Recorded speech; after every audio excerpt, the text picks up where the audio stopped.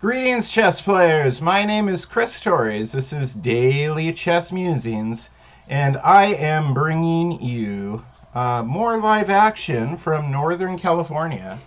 We have a fantastic event occurring right now, and that is the third of these Mission 360 Bay Area Chess IMGM Norm Invitational Chess Tournaments.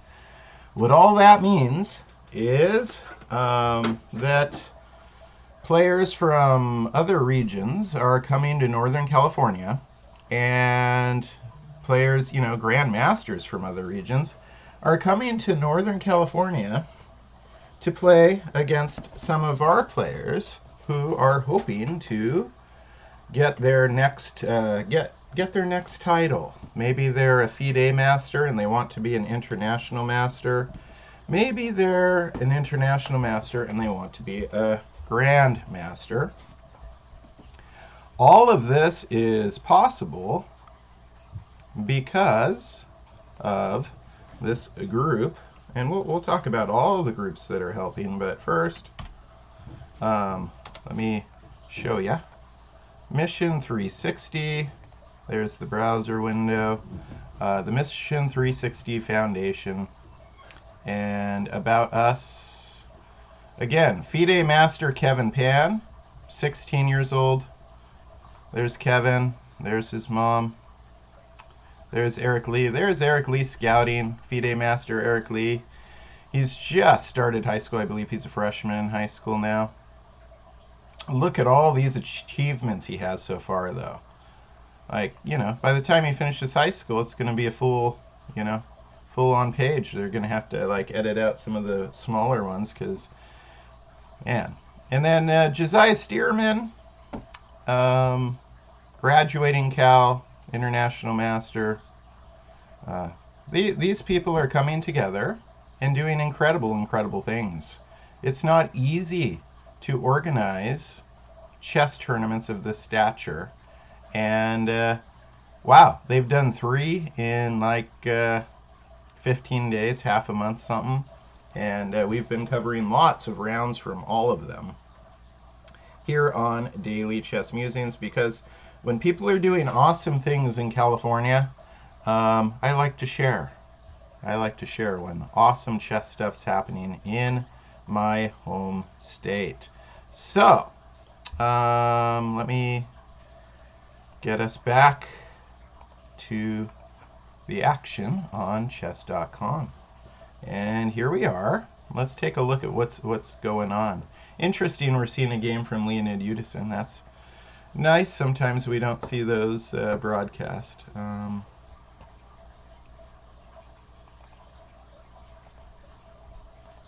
Let's make sure these are the right games. No, these are from round 1. Okay, this is why. Okay. So board 6. Okay, so we've got, this is round 2. Great. We've got Balaji Daggupati versus Bryce Tiglan. This is going to be a good one. Let's see how it starts. E4, E5, Knight F3, Knight C6, Knight C3, Knight F6. Cool. You don't see too many 4 knights, fans of the 4 knights, but they exist. And in fact, there's nothing wrong with the 4 knights opening. It's very solid. Maybe it's not as it doesn't create as many early imbalances and such, but it's very solid. Capablanca was very good. The world champion, Capablanca. If you're interested in the 4 knights, just go look at how he played things like this. He had a very, as they say, light touch, meaning he didn't need to create a lot of complications, and then would just he would find one move that's easy to explain after, or 2 moves, but hard to find on the actual chessboard. Okay, so this is the other way. Bryce could have also just kept the symmetry and played bishop b4, but knight d4 is fine. Quite common. and then white castles, and then black. A lot of times here, since the knight's moved to d4, you can play c6 and hit the, and he does hit the knight, or hit the bishop. Bishop goes back to c4, which is kind of where it would like to be anyways, though. On this diagonal, you can't do it immediately because of the fork trick. So whenever somebody, if you're playing the 4 knights, if they hit you with pawn a6 and you go, if they hit you with pawn a6 and you circle around, or they hit you with c6 and you go straight to c4, it's not so bad. It means you're targeting the belly button, which is kind of where you want to be anyways. But see, the c6 is important. It controls b5 and d5, which means it really shuts down white's pieces on the queen side. White plays h3. Okay, important move, by the way, because if you allow the bishop to come to g4, while then this knight's pinned, and this is already on the outpost, so then you could get into a situation where, you know, a knight takes forces white to expose their castled king, and yeah, you don't want your king exposed for no good reason. That gives your opponent a good attacking. Oh, Arcane Doctrine! I see that you were here earlier. If you come back, remember, you're my official mod. Sorry I was running late. h3 stops the pin. b5, nice. So black's kind of got this dish where the d6 and e5 pawn are doing, you know, the normal central duties, whereas the c6 and b5 pawn are really taking over the light squares from white's pieces on the queen side. So bishop b3, and then threatening to trap the bishop. I've seen this all in all many times. Normally you just play a3 here. This is going to be an interesting game for me because I play, you know, when you're doing like simuls and things with your students, especially younger students, you'll get this position. I've seen it. So now I can see learn something.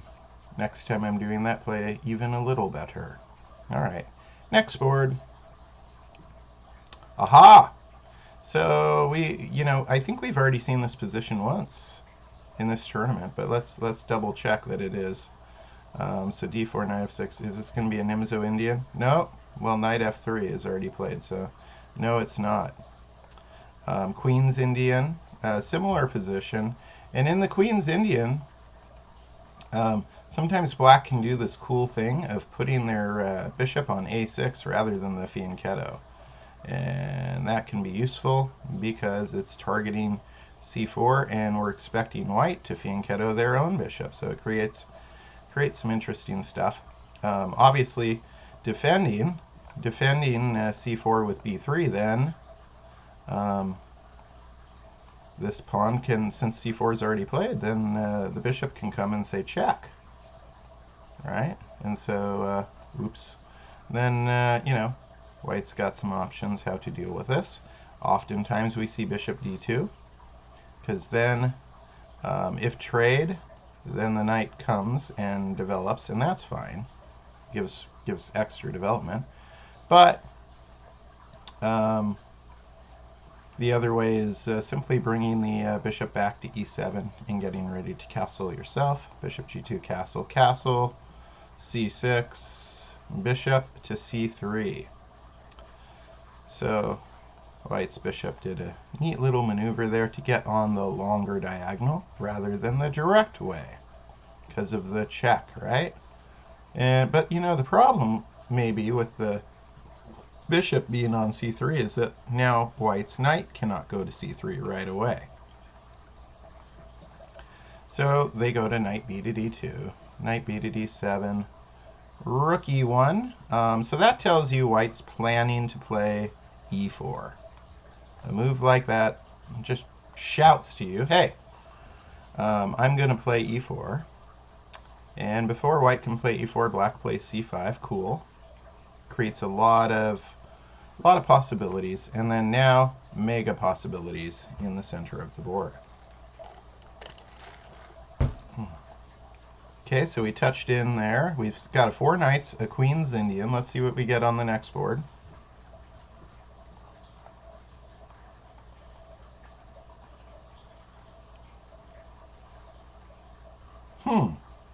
Okay. So white starts with a queen's pawn. Black's playing an Indian game of, some kind. They're going to quickly fianchetto and castle. And Kirk Gazarian says, you know what, Maria, if you're going to go over there, if you're planning on castling, I'm already going to start my pawn storm. It's a little earlier than most would, but more and more we're finding out that these h4 against the quick fianchetto for black and castle is quite effective. I use it quite often in the London system if the center is closed. It's very safe here. The center is still undefined. It could open up, so it's a little more gutsy to play it on move 3.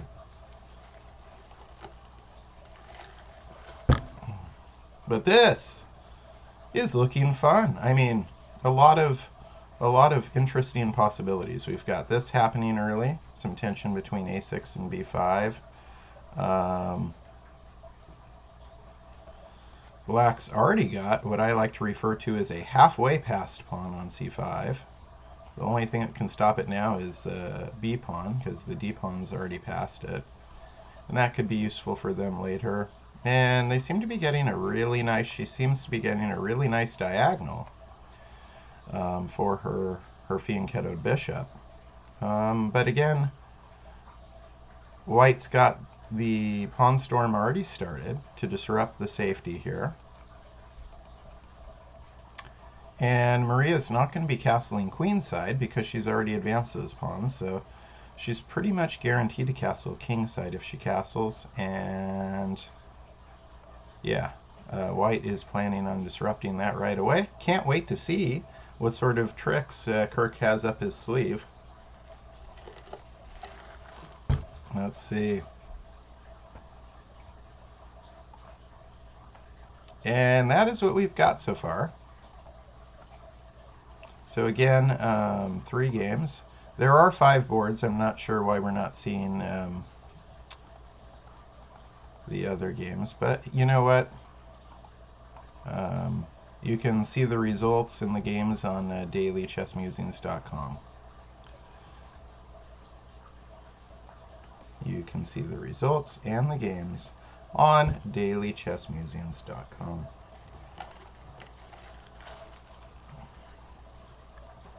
Okay. So let's see. Where should we leave it for just a little bit?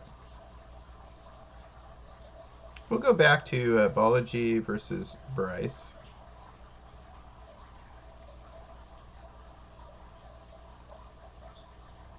And this was this 4 knights. And already it's looking different than... Yeah. See? The kids never play a move like g5 against me. They never play that. That's exciting. That's exciting. Obviously, threatening to scoot forward to g4. That's interesting. I'm going to have to incorporate... See, I've already learned something about the 4 knights. Who would have thought that g5 was a good move there? Obviously, Bryce knew. Cool move, Bryce. I like it. So black's king is not going to castle anywhere for safety reasons. This is interesting. Now the problem is, if this pawn advances, it's forking, right? So it forces an exchange and opening the king up. That's not good. So I think it's time to move the queen back. Get it out of that fork so that you have other responses. If this pawn moves forward, you aren't obligated to take. For example, if you play queen e2, then if g4, you could play h4, thus keeping the files closed. So you don't want those opening up on your king.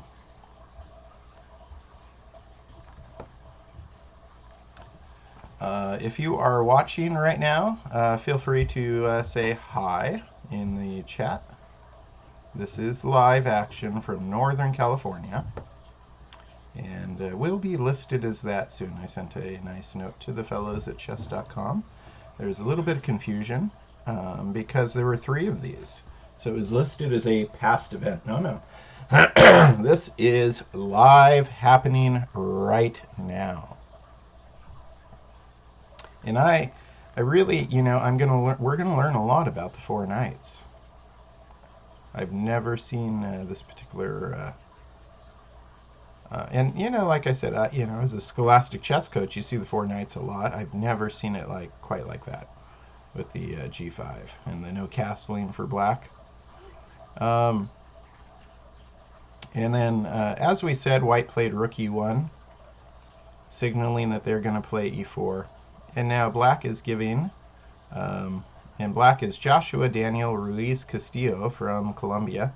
He's given this a good look. And this started out as a Queen's Indian. There is a lot of variables in the center right now. Just, a lot of different pawn captures and pieces supporting. Very, it's still closed, but there's a lot of possibilities. It's not going to be closed for very much longer. And Maria plays bishop e7, so she's got both her bishops on just long, beautiful diagonals. But where's her king going to castle? So we saw in the 4 knights game that black's king is not planning on castling. I think if you're white right here, you're going to play pawn to e4, maybe. I mean, there's some other possibilities, but this pawn on e3 is blocking your bishop anyways, and on e4 it's supporting your center pawn. So that makes good sense. Oh, good, I'm going to get a box of vegetables, it says. Super. I get a box of vegetables, a random assortment delivered to the house once a week.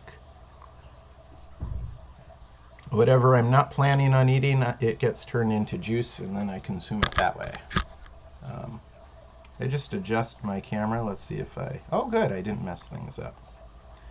I did not. How about I turn on the tournament slideshow for you guys? There you go. There's Joshua Ruiz. You can take a look at what the players look like while you're watching what their moves look like.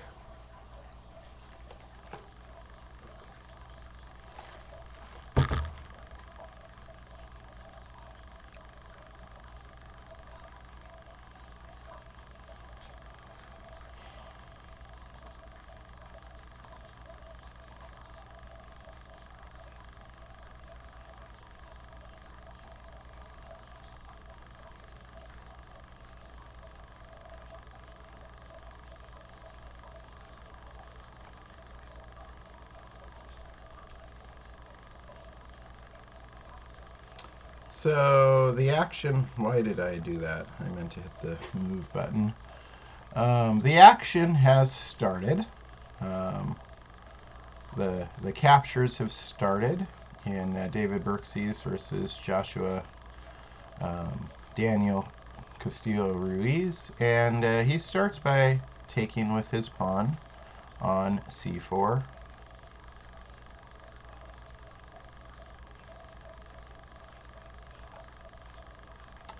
And we're guessing, maybe bx c4, and then maybe cx d4 creates an isolated pawn.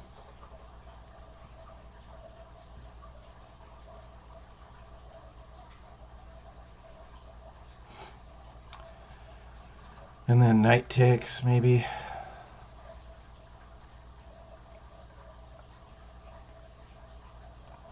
A lot of possibilities.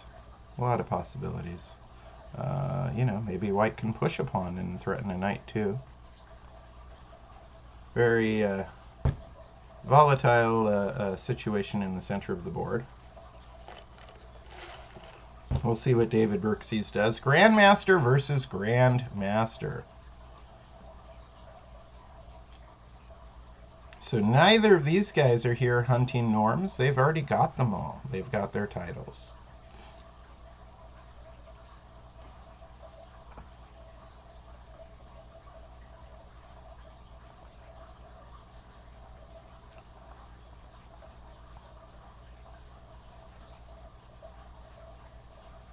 And draw agreed. They've already got their titles. And they're playing each other. Draw agreed. Or maybe not. I don't know why it says draw if moves are still being made. That's interesting.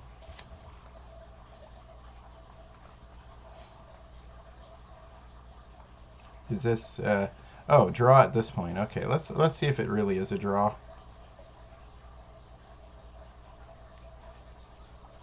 It appears as though they have agreed to a draw.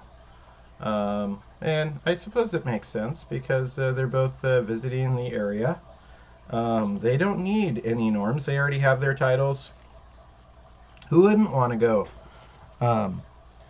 use a little bit of extra time having fun in the San Francisco Bay Area, right?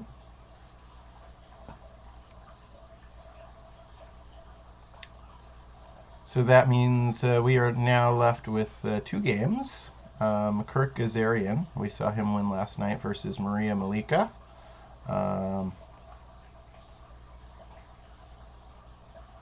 And Balaji and Bryce.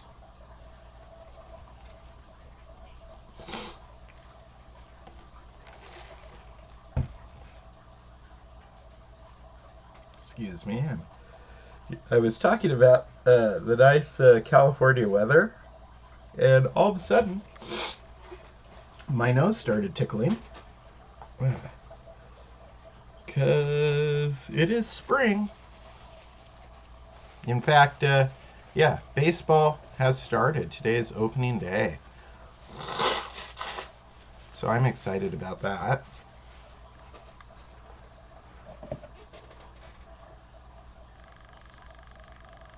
Opening day, you know, in baseball is a special time because, you know, everybody can dream, right? Nobody has any records yet. Everybody's even. It's the only time that, you know, that all the teams are tied.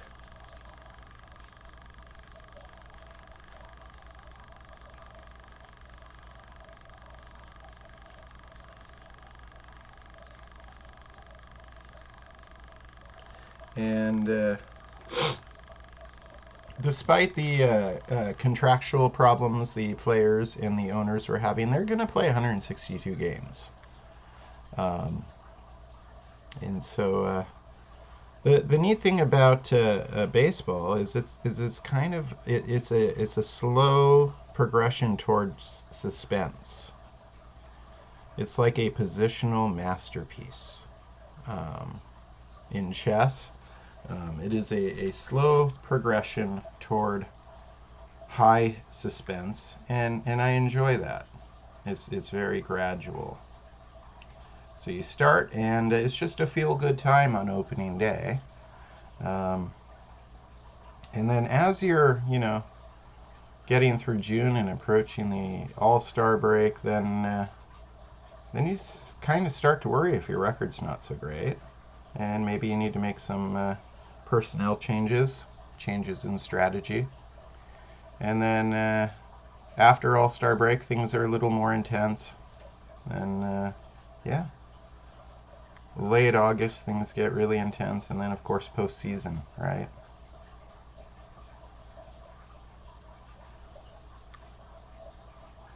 being in the San Francisco Bay Area, I am a fan of the A's and the Giants. No surprise there.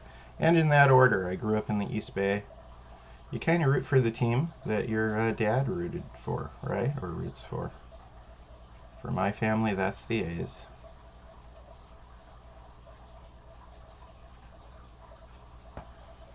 Also known as the Oakland Athletics. Who knows? Maybe some of these grandmasters who agree to the early draws will catch a baseball game. They won't catch an A's game because the A's are on the East Coast.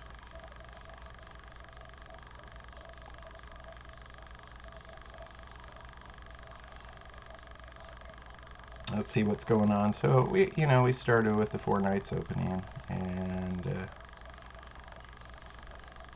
this G5 move was quite interesting. I like it. And then A4, White's trying to open things up. Black doesn't necessarily want to open things up on the queen side or in the center, so I'm expecting Black to politely decline and continue with their strategy of G4.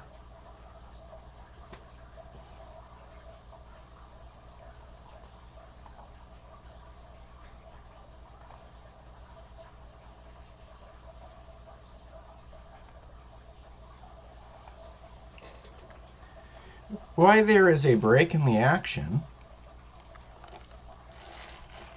let me go ahead and share with you more about the organizations that are making this happen. So we've got Mission 360, and then let's see, we've got Bay Area Chess. Why am I typing it in there? Why don't you type it in the, yeah, Bay Area Chess. Transforming Lives. And then Saturday, April 9th, I'm going to be in Santa Clara at the 2022 Cal Chess Super State Championships. So if you are in the K through 8th grade, you can get your games analyzed with me. Maybe you'll win a brilliancy prize. I'm giving away some brilliancy prizes. And if you're, a parent, you can come up and say hi. Say, I watched your video, Chris. We enjoy what you're doing. That's going to be fun.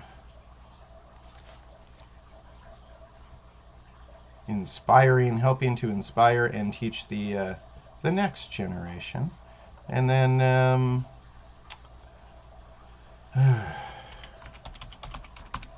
Cal Chess. It's awesome. You want to be a member of an awesome organization. You want your state affiliate to be more like Cal Chess. Let's just, yeah. It's a model for other state affiliates. And Tom is a huge president, just very busy, very hands-on, always arbiting, FIDE arbiter, or tournament directing. Super busy guy. Knows all the rules to chess, probably in many languages. Then let's look at the Eid Foundation.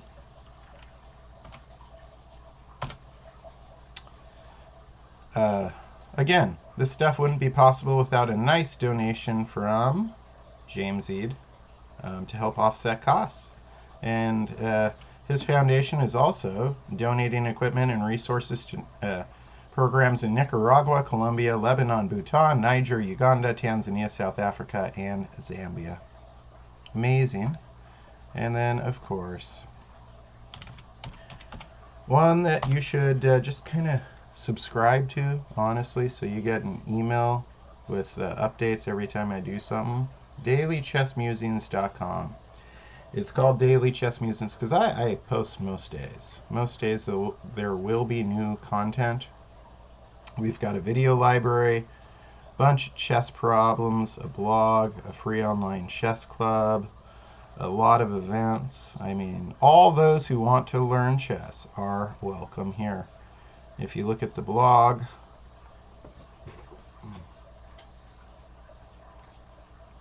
Got the information about the upcoming Eat Foundation Spring Scholastic Chess Classic.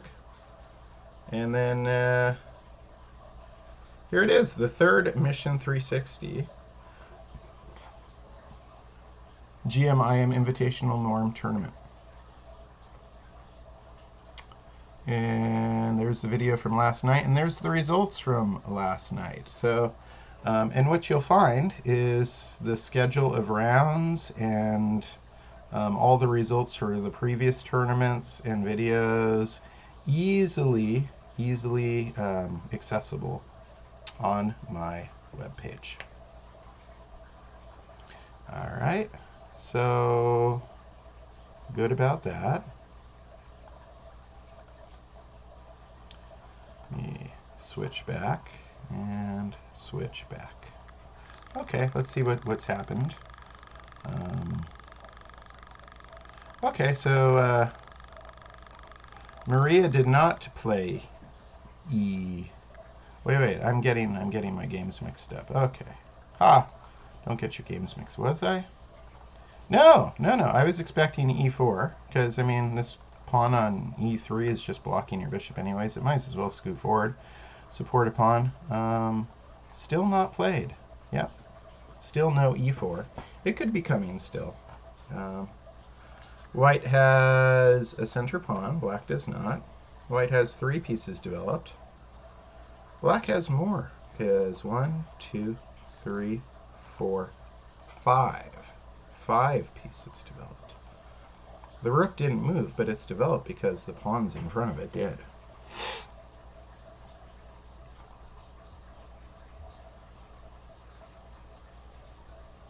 Ah, we got another game going. How did this happen? What? Okay, we've got Kostya versus Eric Lee. So, Sicilian.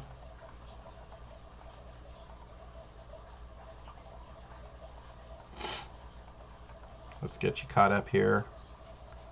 And did this one start on time? Or it looks like it did. It just wasn't part of our broadcast right away. Interesting. Let me turn on the tournament slideshow for you again real fast. Sip some more of my coffee.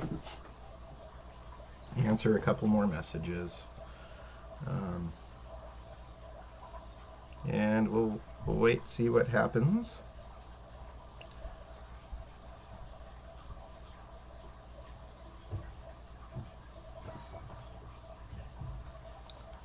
And we'll let, let's see.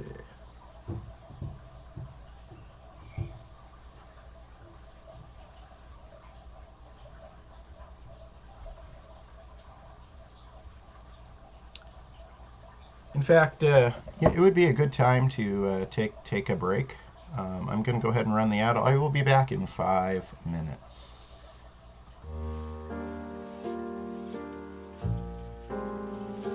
I will be running a free online chess club for everyone who wants to learn. To further this idea, I published a mission statement for Daily Chess Musings that reads, "All those who want to learn chess are welcome here." Our free weekly chess club begins with a live meeting Wednesday at 3:00 p.m. Pacific Time. Remember, you do not need to attend the weekly meetings when they are live to participate, and all students have an entire week to complete their suggested lessons. In this way, the Daily Chess Musings free weekly chess club is 100% flexible to your needs and schedule. New instructions and assignments will be given every Wednesday. If you have to miss a week, no worries. I will make all of the videos and assignments freely available on dailychessmusings.com so you can catch up when it's convenient. Special prizes will also be awarded for top performers in different categories. Plus, we will hold regular tournaments on Fridays and Saturdays, along with special events including scheduled matches between groups, simuls, group chess, and blitz games against me, Coach Chris. So what's the catch? There isn't one. I just want to give everybody the same opportunity to benefit from chess that I had as a child.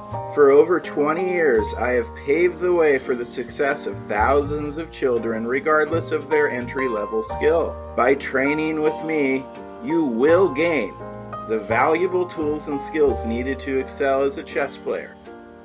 An extraordinary chess club experience with a top-tier instructor, the confidence and motivation necessary to surpass your chess goals and fast-track improvement.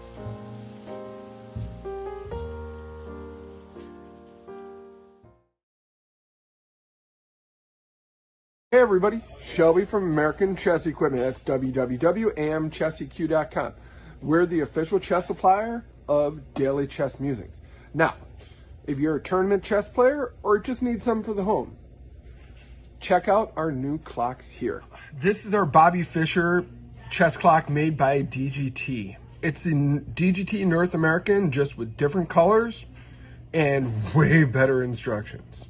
Now, if you really want a high-end chess clock, your kid wants a Chronos, but they're hard to find, or Chronoses are impossible to use. What you really want is you want the VTech. The VTech is something designed by me, Shelby Lorman, for the tournament chess player. It's easy enough for people my age, I'm in my 40s, to use. You don't have to hand it off to an 8-year-old to get set.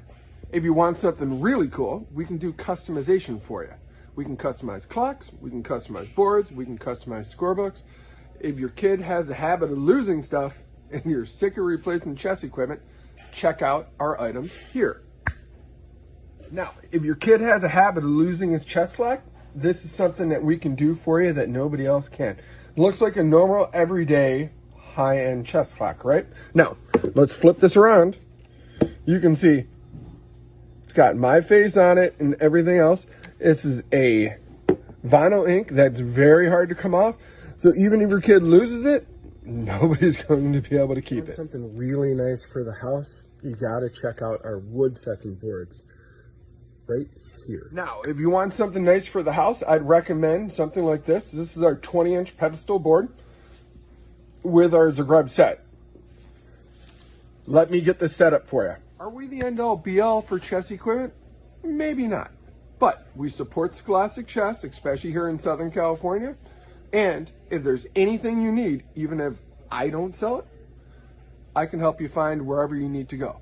So, remember, American Chess Equipment, www.amchesseq.com for all your chess needs. Hi, I am James Eade of the Eade Foundation. Who am I and what is the Eade Foundation? That's the subject of this video today. I am a chess player from way back when I was in high school. I would win adult tournaments as well as high school scholastic type of tournaments. I got very good. I could even challenge grandmasters and I could fight them. But I wasn't really as good as most of them. So I started to do other things. I would write chess books, for example. I wrote countless articles, 5 total chess books. And I did a lot of other things like organizing international master tournaments, grandmaster tournaments, various tournaments of various types, FIDE Futurities, that sort of thing. And I did a lot of chess. And in 2018, the United States Chess Federation gave me the Outstanding Career Achievement Award. So that's a little bit about me. But what about the Eade Foundation? What's the Eade Foundation?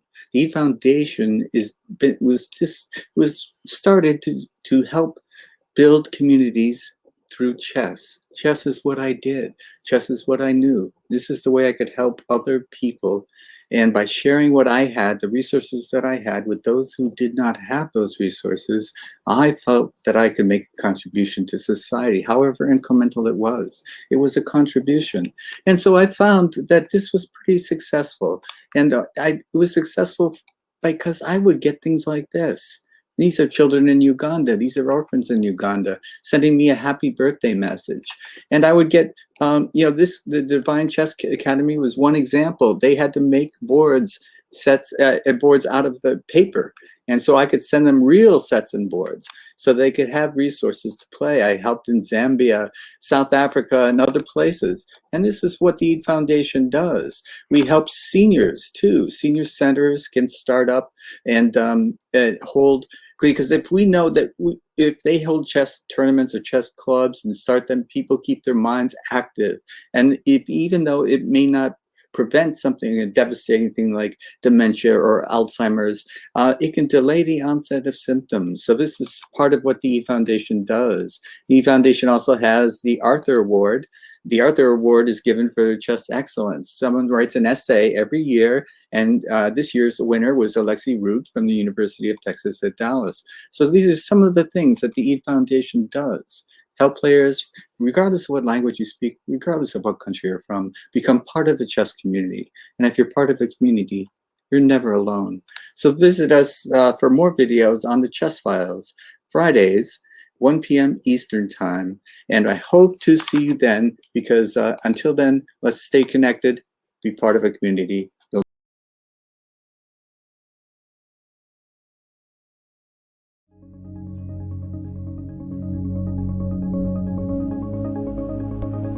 Can you move your leg? Ding, ding, dong. Good job! High five! The game of chess is a beautiful game because you get to be the king. You get to command an entire army of chess figures. You are in charge. In life, you may not get to make all the decisions yet. In chess, you get to make all the decisions.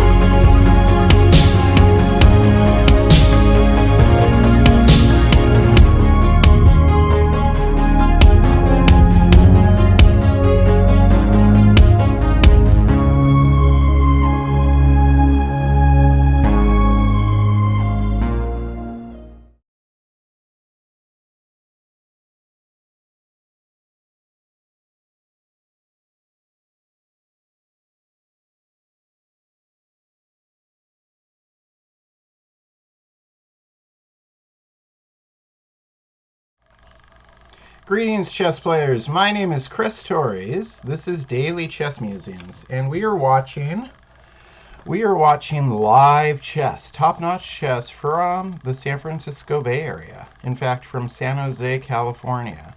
And right now we are on Kostia's game versus Eric Lee. So this is going to be entertaining. Let's see what's going on. Let me catch you up. So, Sicilian defense. And then this is normal Sicilian stuff. And then right here, this is known as the Najdorf. It's spelled Najdorf, right? Najdorf. It's named after Miguel Najdorf. And, you know, the interesting thing about Miguel Najdorf is, yeah, he made the opening famous, but he actually abandoned it later in his life because too many young whippersnappers knew more about his own opening than he did. That's sad, but true. H3. Okay. So, oftentimes,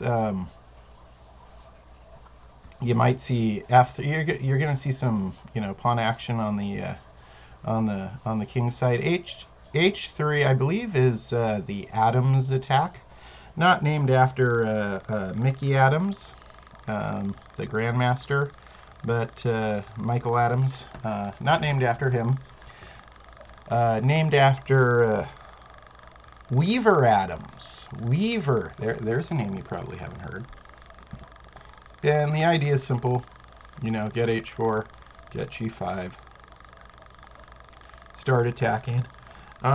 So, oftentimes, black will respond with e6. So it's kind of, now we've got ourselves kind of a chef engine structure for black. And then g4 is played, h6 stops g5 for the moment.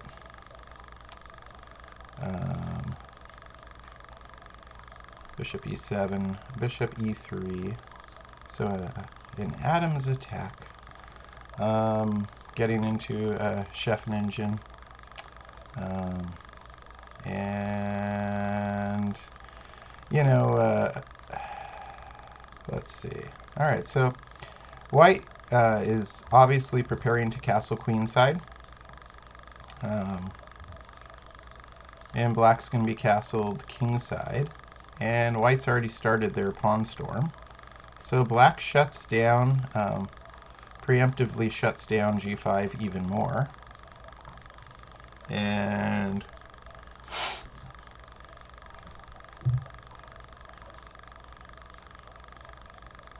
maybe white's going to castle queenside. Maybe. We'll have to wait and see. I don't know all the ins and outs of this line. I just know a little bit of the history of it and the main ideas. But we may see some of this castled opposite side stuff.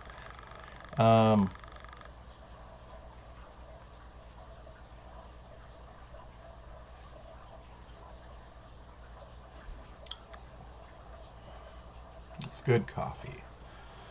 Good coffee.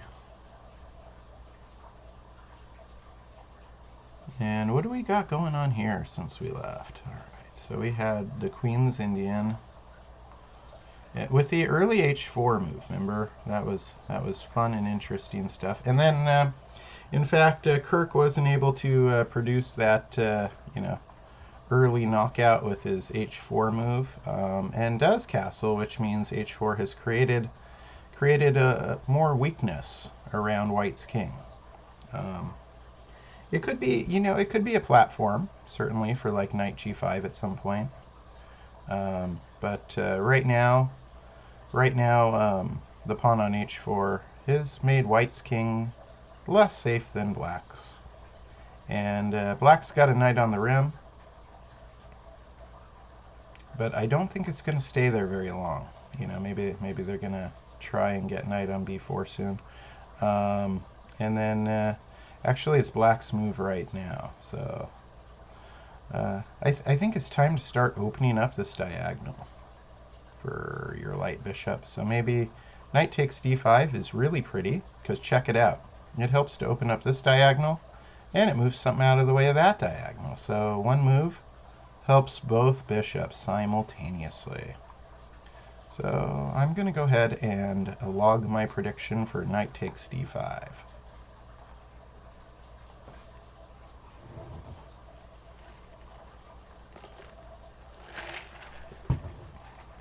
Yeah, interesting that Miguel Najdorf, he was, I think, Polish and Argentinian. That's an interesting combination there as well, right? But he, I mean, his opening name, it's like one of the most famous systems in the Sicilian, because it's so complex. It's been called the Rolls Royce of the Sicilian. Bobby Fischer, Gary Kasparov. I mean, the best talent in the world are attracted to it. But Miguel Najdorf himself stopped playing it, as I said, because he started getting beaten in his own. You know, young whippersnappers knew the variations deeper than he did. We're more booked up. Knight g5. Oh, okay, this was the draw. And then we've got Balaji and Bryce has started off as a 4 knights with this interesting g5 move, and then a4. And now we're thinking, I'll go ahead and log my prediction, that black wants to control what opens, especially since they're not castled. And black's plan is to open things on the king side, disrupt white's king safety. So it might be better to bypass that and just play b4. So like b4. Andres, do you think anyone can get to 2000 if he or she trains enough and learns theory? That's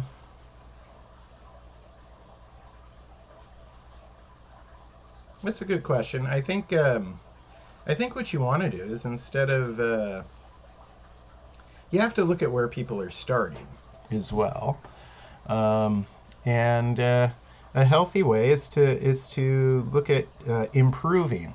As long as you keep improving, then you're gonna get to good places in chess.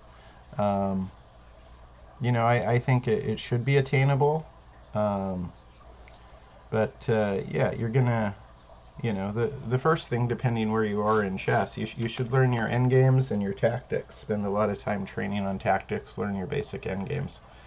Okay, so you're at 600. Yeah, definitely do a lot of time on tactics. And then make sure you know your basic checkmates, king and pawn endgames, and then start on some rook and pawn endgames. Yep.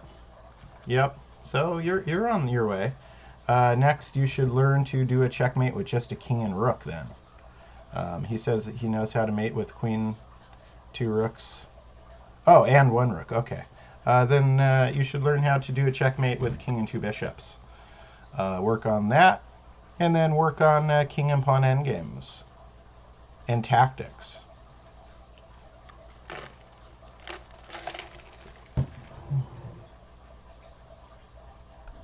These are just generally good advice. Yeah, you can checkmate with 2 bishops. Most definitely.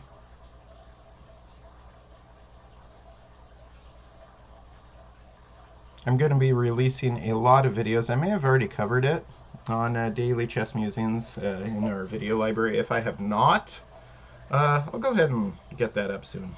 I'm going to be releasing a lot, maybe another 100 instructional videos this summer. I know it seems like a lot, but I've already got them planned out. I just need a little bit of free time to do it.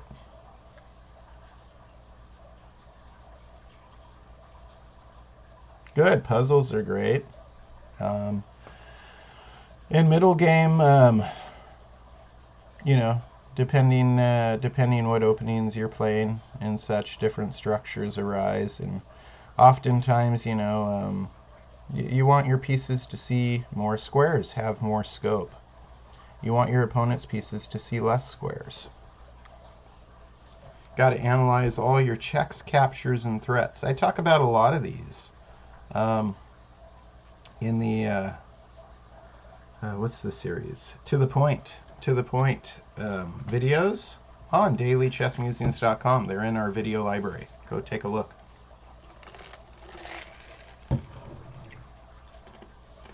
All right, so G4 is played. Instead of B4, this is interesting. So we have tension on both sides of the board, and right now, yeah, white is compelled to take, which exposes their king a little bit. And we would expect black to develop with a threat, a threat and a capture. Bishop takes G4, and then the queen needs to move, and there aren't too many wonderful options for the queen because she can't go back on her own diagonal. So probably queen e3. And then maybe black plays b4. We'll see. We'll see if that comes to pass. Sometimes you can read a chessboard. I think I said this before earlier in another broadcast, but it's like a sign. Ah, very good. The Italian game is white and the King's Indian defense is black. Yeah, these are good openings. These are good openings. Best thing to do is, at the level you described, is spend your time working on tactics, tactical puzzles, and then always analyze your games after you finish. There's wonderful tools just on chess.com. I mean, there's just wonderful tools. You can hit the analyze the game button and learn a lot.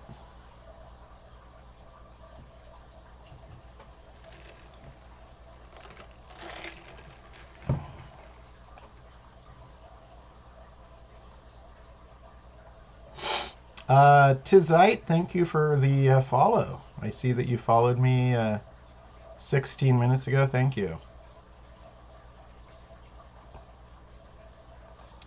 Much appreciated. Andres followed me this minute. Thank you. Wow. Gaining followers like crazy.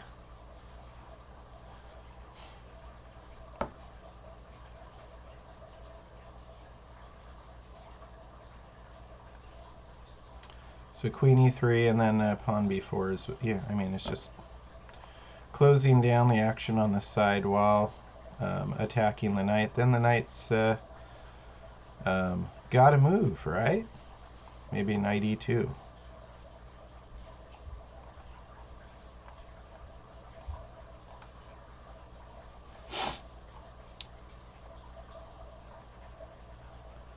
Ha! Soon you'll replace Gotham. That's funny.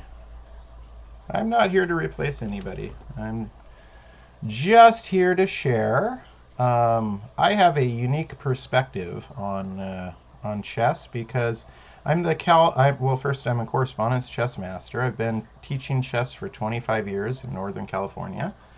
I'm the Scholastic Chess Coordinator, so a bunch of the players we're watching I've watched grow up. And I'm also the Cal Chess Journal editor for the magazine, so I'd be looking at these games anyways. Might as well share. Might as well share. Yeah, but thank you for the kind words.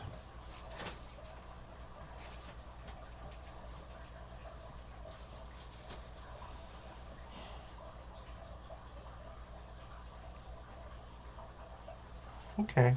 I mean, do you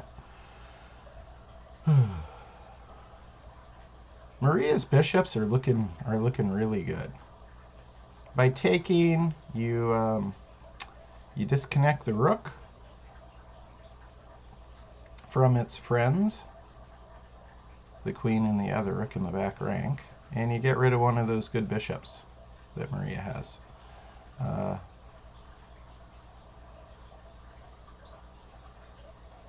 Pushing with e4 supports your bishop there. I was about to discuss that option as well. And then, of course, there may have even been bishop b3. There's a few options here. This knight on the rim looks a little silly, so it's time for this knight to do something. And then the queen's going to do something to unify the rooks.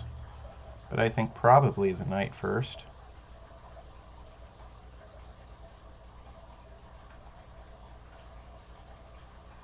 Eric Lee and Kostya. Let's see what's going on here. Whoa. My goodness. This is why the Najdorf is such... Alright, so white is castled. h4.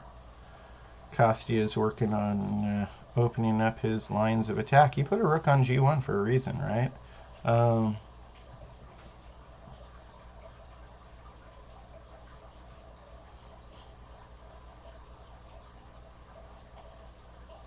Believe it or not, you know, knight f5 is something that could get played to just open things up.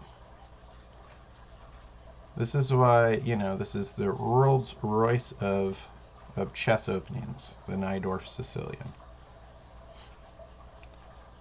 We're seeing two of our young stars in Northern California play, you know, the Rolls Royce of Sicilians.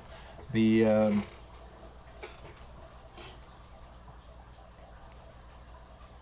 a favorite of the late Bobby Fischer.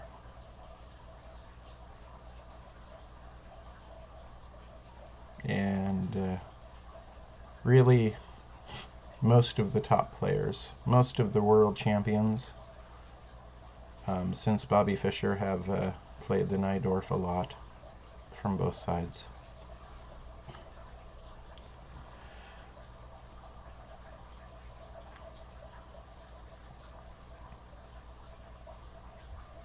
Who knows? This game we're watching could end up being one of the historic examples that people refer to in years to come about what to do in a certain situation.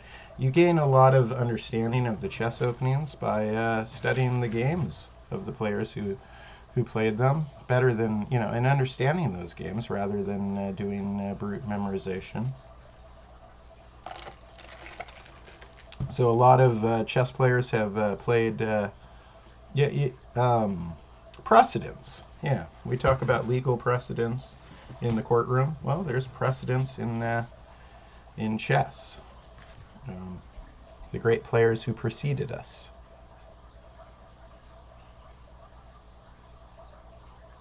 New ideas. Sometimes an idea is not successful simply because of a mistake later on, but the idea itself was good.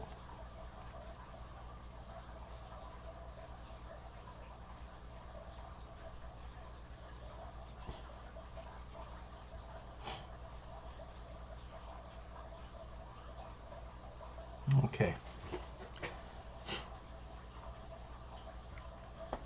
Is Kostya going to do that knight f5 move?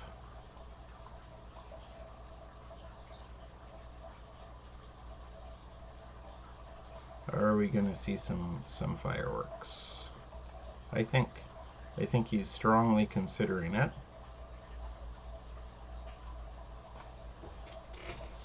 I imagine he's going to take some time on this move. We will, and we're still waiting to see if Marika does something with her knight out there on a6. It's lacking purpose right now. And then still waiting to see if b4 gets played, knight e2. We're a little over an hour into this round. I started just a teeny bit late. It started at 11:30. So we are 1 hour and 10 minutes into round 2. There's a little bit of traffic in the drive-thru at Starbucks.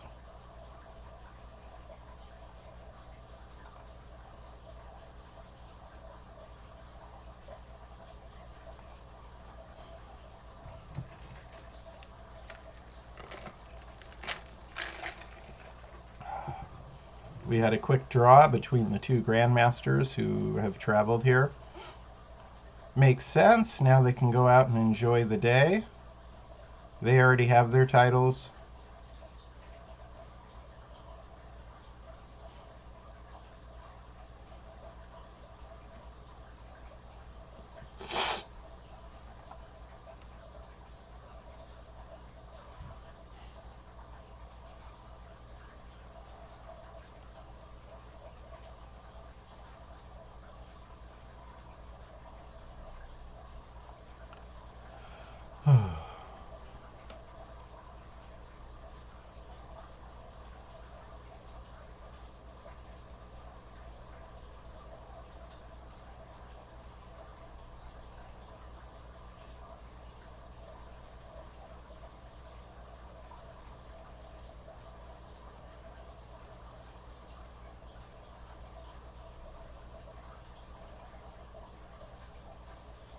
And rook to h1. Okay. So, there is like these thematic kind of knight sacrifices here. Kostya did not go that route.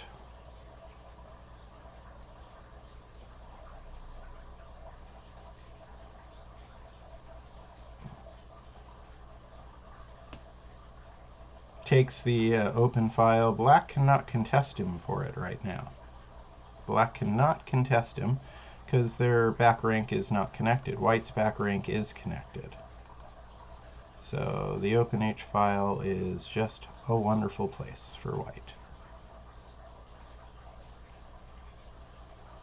What are you going to do as black to kind of fix your problems here? You certainly don't want white just to control the open file, organize in it, get to the 7th rank, and do bad things.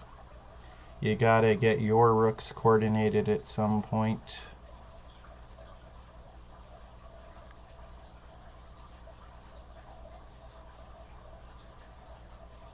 We'll see what kind of plan Eric Lee comes up with.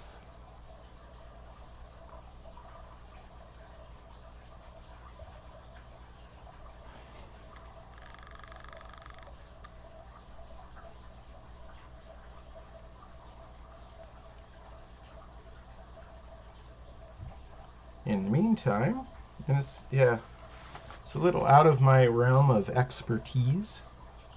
I don't play the Najdorf Sicilian. To play it effectively, I would have to commit to doing a ton of study just for the opportunity to play it, well. And then your opponents can, always avoid it. So I don't think it's something that I'm going to be adding to my repertoire, to be honest.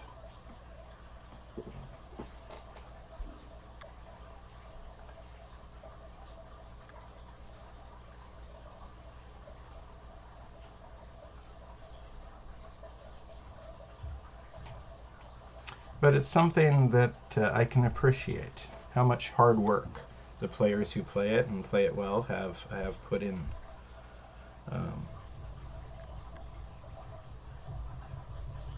Hundreds of hours of study to be just in studying the Najdorf to be able to play it like that.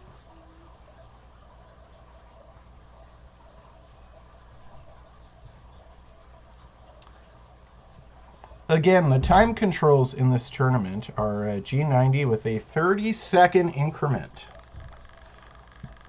G90 with a 30-second increment.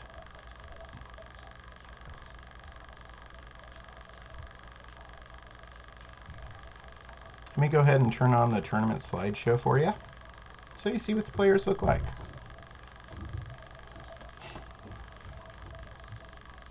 This is live action from San Jose, California.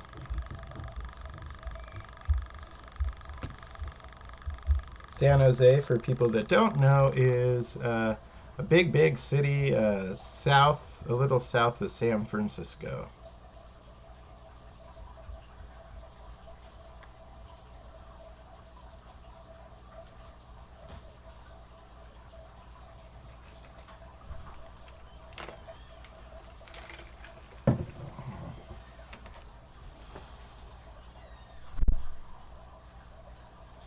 Yeah, I was a little late with the broadcast because I found out I was out of coffee. One thing to do when you're out of coffee is make a Starbucks run.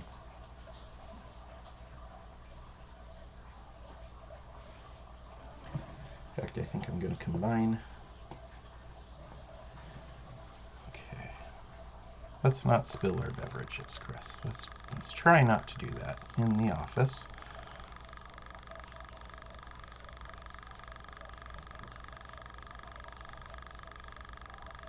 What are you doing, Lily? Groceries. Oh, okay, we got groceries. Super. Maybe coffee arrived.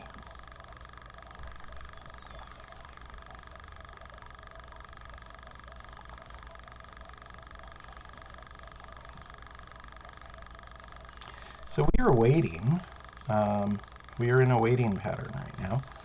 Again, I don't know. No. I like White's position better. Castia's got the open file. Black can't contest it. White's pieces, his look. I mean, his rooks are connected. His queen is in the same file as a rook. His bishop's on the same diagonal as his queen. His knights are working well together. His bishop.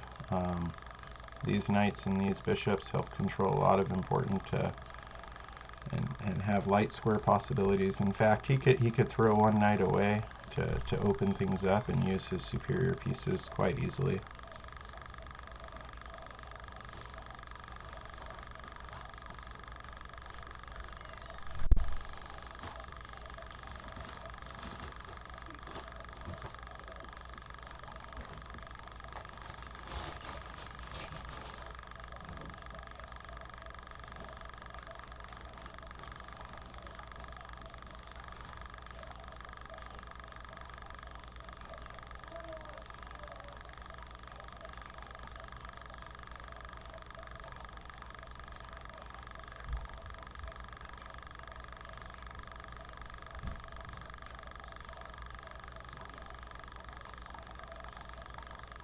I'm going to go ahead and run some advertisements. I'll be back in 5 minutes. See you then. I will be running a free online chess club for everyone who wants to learn. To further this idea, I published a mission statement for Daily Chess Musings that reads, "All those who want to learn chess are welcome here." Our free weekly chess club begins with a live meeting Wednesday at 3 o'clock p.m. Pacific Time. Remember, you do not need to attend the weekly meetings when they are live to participate, and all students have an entire week to complete their suggested lessons. In this way, the Daily Chess Musings free weekly chess club is 100% flexible to your needs and schedule. New instructions and assignments will be given every Wednesday. If you have to miss a week, no worries. I will make all of the videos and assignments freely available on dailychessmusings.com so you can catch up when it's convenient. Special prizes will also be awarded for top performers in different categories. Plus, we will hold regular tournaments on Fridays and Saturdays, along with special events including scheduled matches between groups, simuls, group chess, and blitz games against me, Coach Chris. So what's the catch? There isn't one. I just want to give everybody the same opportunity to benefit from chess that I had as a child. For over 20 years, I have paved the way for the success of thousands of children regardless of their entry-level skill. By training with me, you will gain the valuable tools and skills needed to excel as a chess player. An extraordinary chess club experience with a top-tier instructor, the confidence and motivation necessary to surpass your chess goals and fast-track improvement.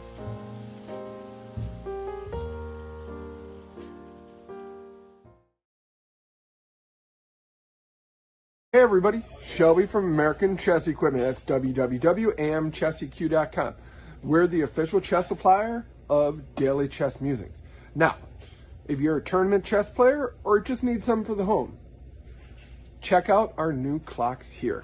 This is our Bobby Fischer chess clock made by DGT. It's the DGT North American, just with different colors and way better instructions. Now, if you really want a high-end chess clock, your kid wants a Chronos, but they're hard to find, or Chronoses are impossible to use. What you really want is you want the VTech. The VTech is something designed by me, Shelby Lorman, for the tournament chess player. It's easy enough for people my age, I'm in my 40s, to use. You don't have to hand it off to an 8-year-old to get set. If you want something really cool, we can do customization for you. We can customize clocks, we can customize boards, we can customize scorebooks. If your kid has a habit of losing stuff and you're sick of replacing chess equipment, check out our items here. Now, if your kid has a habit of losing his chess clock, this is something that we can do for you that nobody else can. It looks like a normal, everyday, high-end chess clock, right? Now, let's flip this around. You can see it's got my face on it and everything else. This is a vinyl ink that's very hard to come off. So even if your kid loses it, nobody's going to be able to keep it. Something really nice for the house, you gotta check out our wood sets and boards right here. Now, if you want something nice for the house, I'd recommend something like this. This is our 20-inch pedestal board with our Zagreb set. Let me get this set up for you. Are we the end-all be-all for chess equipment? Maybe not. But we support Scholastic Chess, especially here in Southern California. And if there's anything you need, even if I don't sell it, I can help you find wherever you need to go. So, remember, American Chess Equipment, www.amchesseq.com for all your chess needs. Hi, I am James Eade of the Eade Foundation. Who am I and what is the Eade Foundation? That's the subject of this video today. I am a chess player from way back when I was in high school. I would win adult tournaments as well as high school scholastic type of tournaments. I got very good. I could even challenge grandmasters and I could fight them. but I wasn't really as good as most of them. So I started to do other things. I would write chess books, for example. I wrote countless articles, 5 total chess books. And I did a lot of other things like organizing international master tournaments, grandmaster tournaments, various tournaments of various types, FIDE Futurities, that sort of thing. And I did a lot of chess. And in 2018, the United States Chess Federation gave me the Outstanding Career Achievement Award. So that's a little bit about me. But what about the EAT Foundation? What's the EAT Foundation? The EAT Foundation was started to help build communities through chess. Chess is what I did. Chess is what I knew. This is the way I could help other people. And by sharing what I had, the resources that I had with those who did not have those resources, I felt that I could make a contribution to society, however incremental it was. It was a contribution. And so I found that this was pretty successful. And it was successful because I would get things like this. These are children in Uganda. These are orphans in Uganda sending me a happy birthday message. And I would get, the Divine Chess Academy was one example. They had to make boards out of the paper. And so I could send them real sets and boards so they could have resources to play. I helped in Zambia, South Africa, and other places. And this is what the EAT Foundation does. We help seniors too. Senior centers can start up and hold, because if we know that if they hold chess tournaments or chess clubs and start them, people keep their minds active.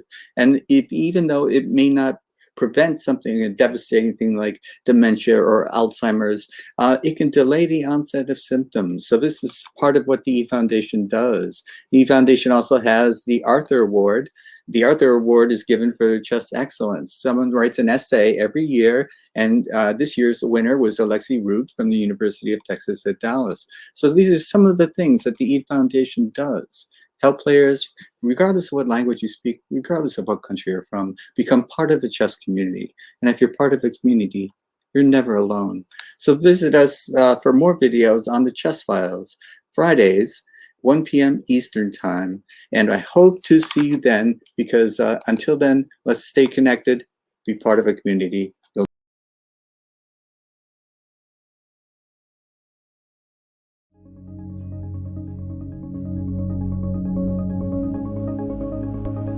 Can you move your leg?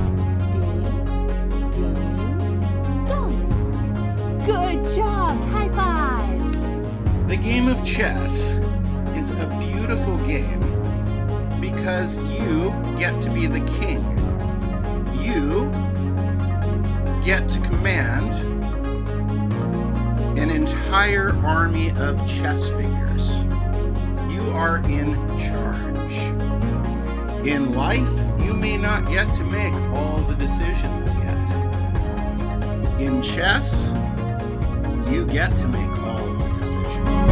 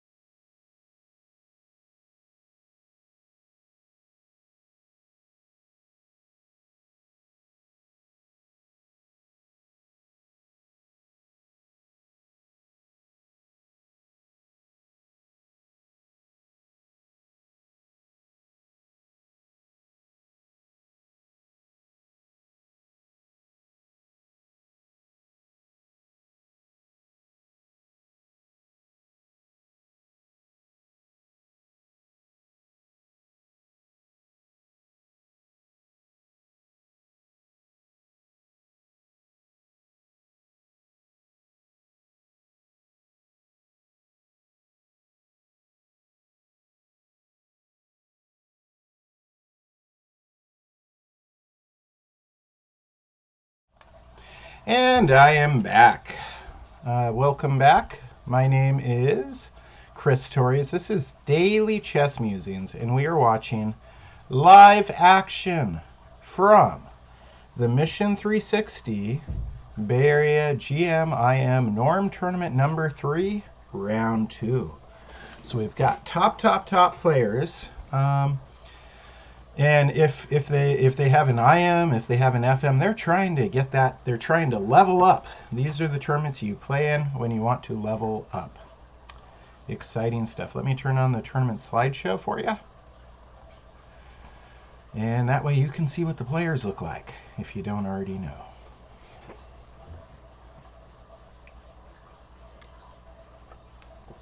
So queen c7 makes sense, putting the queen in the same file as opponent's king.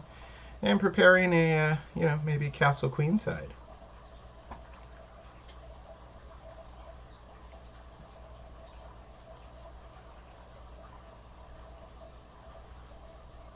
White is better positioned for the attack, so would like to try and open things up if possible.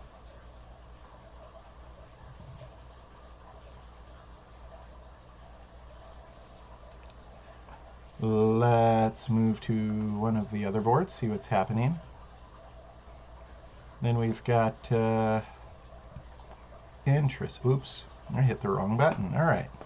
So we've got Kirk and Maria. Let's see. Some stuff's happened. So I was expecting Maria to do something with her knight. Let's see. She does not. She unifies her rooks first. And the problem with putting your queen on c7 is now your knight can't go there. Bishop takes b2. So this is exchanging the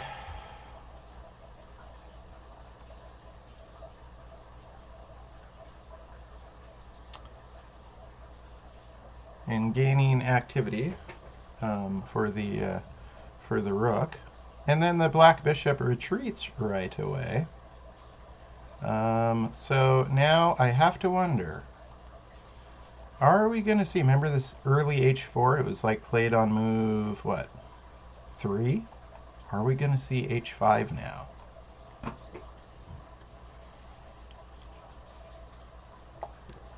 Yeah, it's almost easy to forget about that with all the excitement in the b file and such, and the long diagonals for the bishops. Yeah, it's been on the table. Will it be on the board?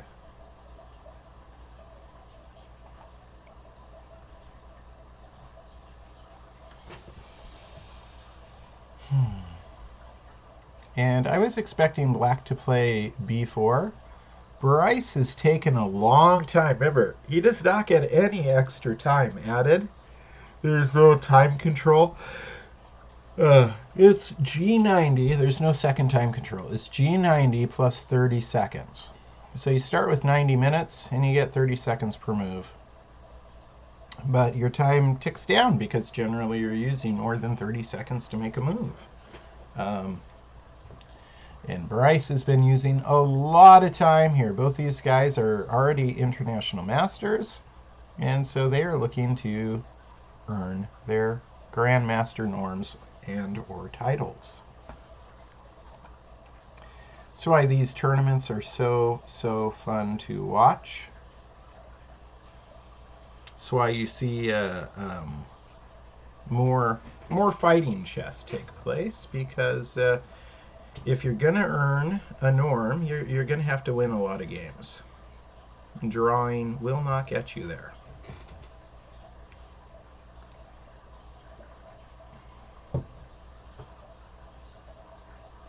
Sometimes players will reach the final rounds and know that a draw is just not good enough. A draw means they do not earn the norm, even though they had a good tournament.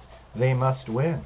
And sometimes they are black when they reach that round. So it's like you must win as black.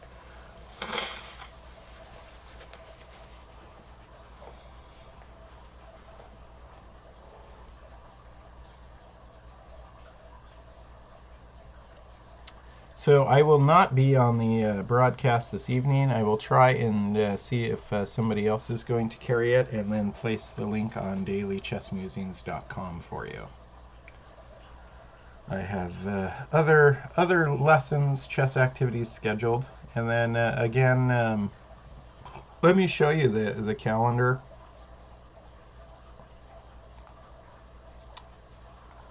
So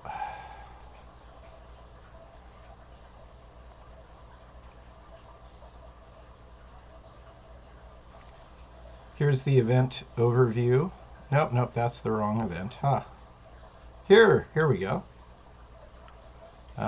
So we are in round 2 because it is Thursday, April 7th.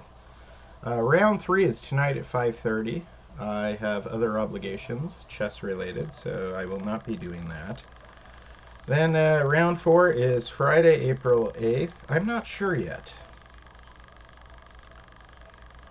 because this is kind of a travel day for me, because Saturday and Sunday I'm going to be in Santa Clara at the convention center for the K-8 state championships. So I haven't put in any links I need to find out who's broadcasting, put that in the programming guide for you guys on dailychess.com. However, it is a chess.com event, so you can follow the moves on chess.com even if I'm not broadcasting. And you should go to dailychessmusings.com, because if I find out anybody's broadcasting, I'll put a link. I'll put a link to their channel so people know where they can watch. I try and be helpful.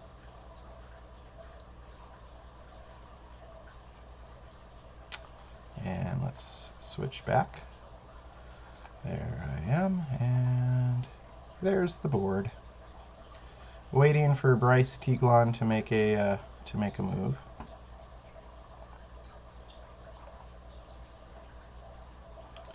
Maria is also running lower on time. And h5 was in fact played. Wow.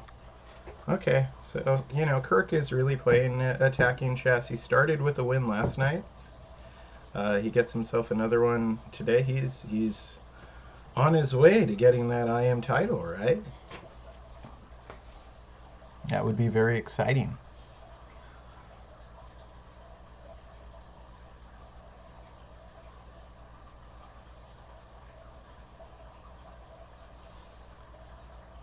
So White has done a good job of countering Black's light bishop. They got their own in place, supported by a center pawn. Got a rook in the open file to counter the rook. Black's knight, Maria's knight, still on the rim, so that's not great.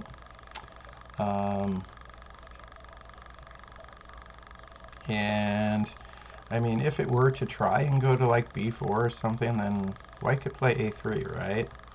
So that's not great.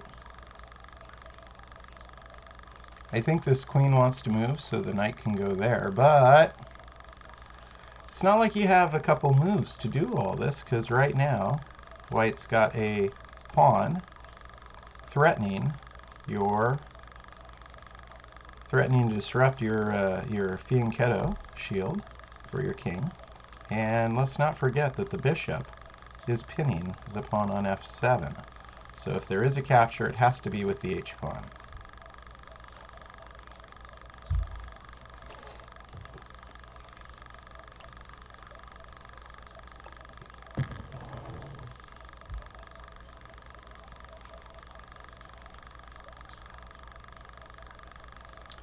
And we've got Kostya. We've got a lot of concerning times. Oh, Kostya played knight f5. He did it, ladies and gentlemen.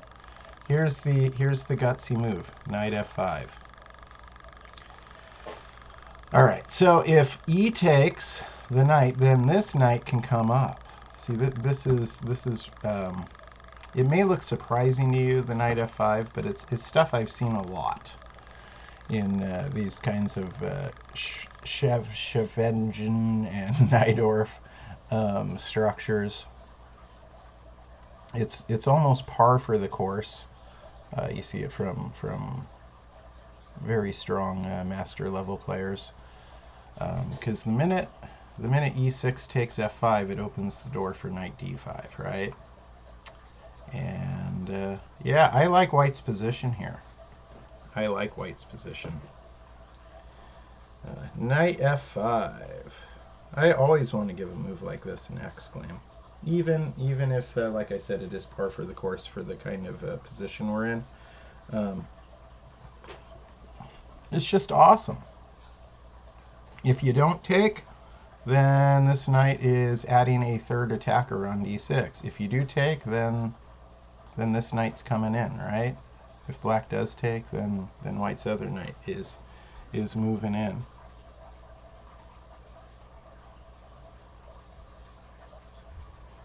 So I'm sure Eric thought that this move was coming, and he takes. And now we're going to see knight d5.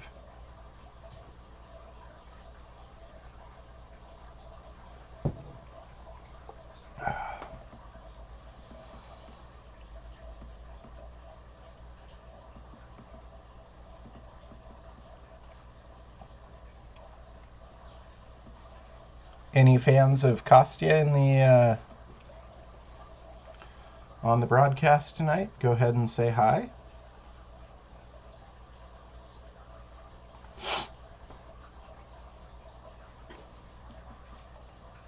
He is quite a popular chess personality, and he's also local to Northern California. He just lives, you know, maybe 20 minutes away from the tournament site. Eric Lee is very close to the tournament. I mean, it's a Northern California matchup. Eric Lee, of course, one of the founders of Mission 360. He's, I believe, 14 years old, and he's responsible for putting this tournament on.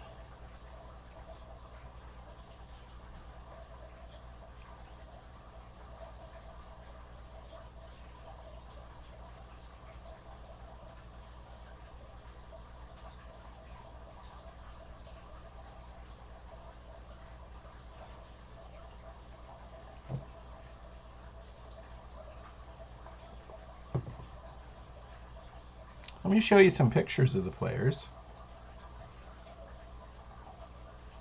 There you go.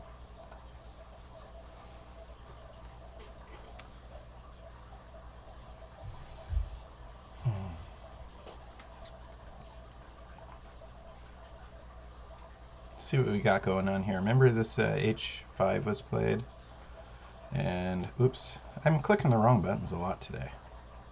All right, so Maria is realizing that her queen is blocking her knight, in fact. So she moves her queen, which serves two purposes. It creates the spot for the knight, but also is possibly setting up a trade, since white's thinking about disrupting the king's safety. But let's not forget that beyond the king's safety concerns, white has an outside passed pawn in the a file. So let's rewind. This is where we left it. This is of concern because of this, pinning that, right? And so Maria says, let's trade, but is she trading down into a tough endgame? Could be. White can't get a rook behind this passed pawn as long as this bishop's controlling a1 though.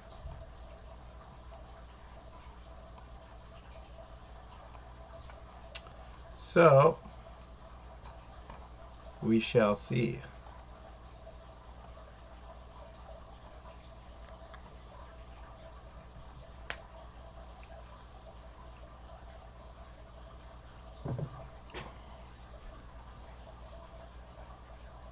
My name is Chris Torres. This is Daily Chess Musings. I am bringing you live action from the third of the Mission 360 Bay Area Grandmaster, International Master, Norm Invitational Tournaments, live from San Jose, California. These players are playing over the board, sitting across from each other. These moves are broadcast to chess.com using DGT, digital boards and clocks.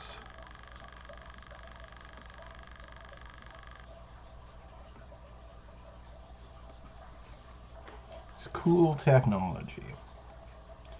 We are living in the golden age of chess, as I like to say.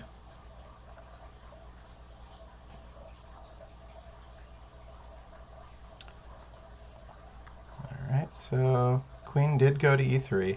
But you know, pawn didn't go to b4. I didn't anticipate this move at all. So the knight is going to f4. That's where it wants to go.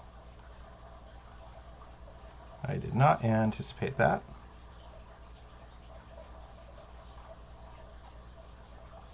So if you're white right now, you probably want to start opening things up because black never castled, and this opens up your A rook.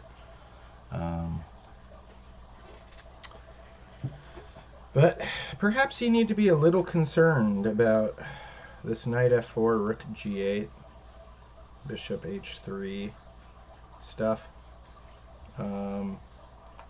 That's a lot of pressure on g2.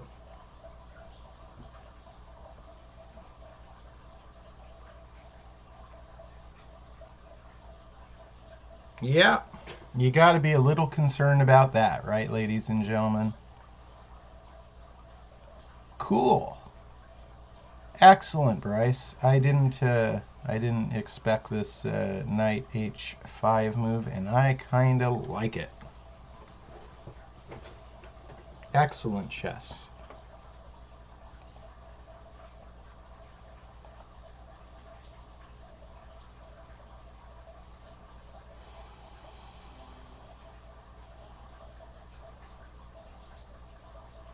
Okay, so more trades have occurred. Trades of queens off the board. And Kirk just has a better endgame here. h6. That's going to really do a lot to kind of keep black's king out.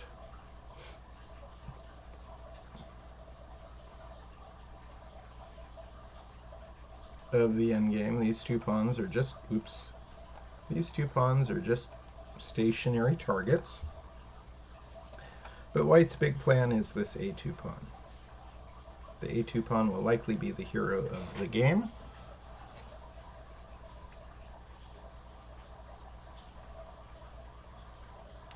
Remember, this bishop that's being pestered right now is very important for Maria because it is controlling a1. So it's keeping white from putting a rook behind a passed pawn.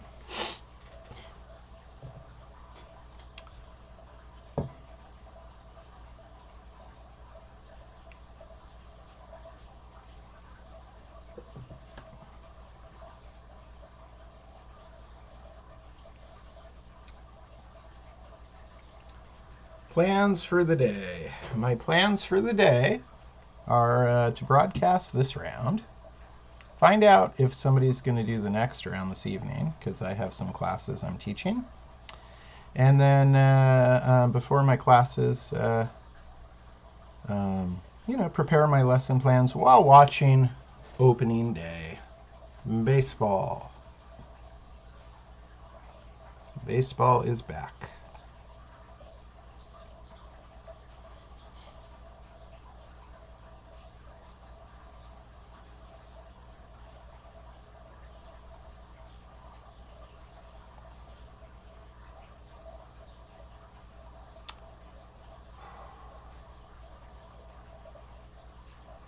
Okay, so what happened here?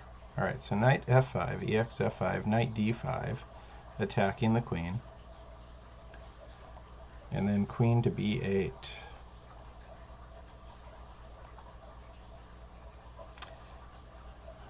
Now, g5 is in danger, because if bishop takes g5, bishop takes, and then you got the rook coming down. My goodness! Look at this, ladies and gentlemen. Am I seeing this right? So if bishop takes on g5, if bishop takes back,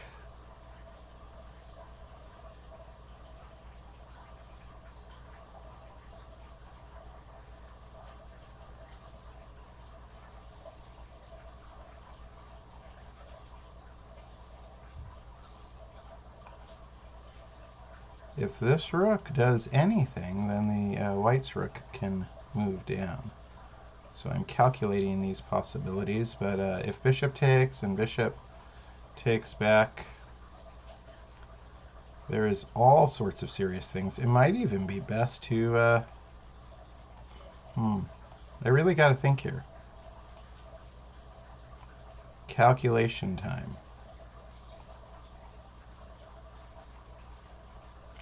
If bishop takes, I don't think you take back with your bishop. I don't think you do. I think you just have to put up with that.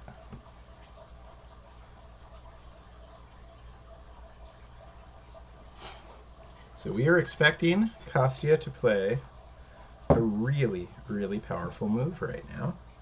His knight is perfectly in place.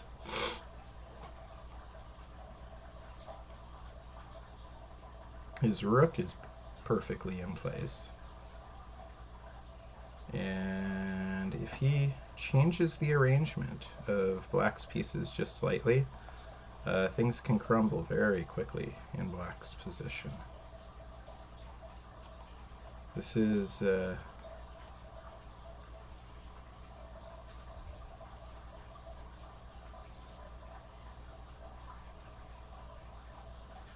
could black have played queen d8 to help alleviate some of this, or is that potentially creating a whole nother set of problems?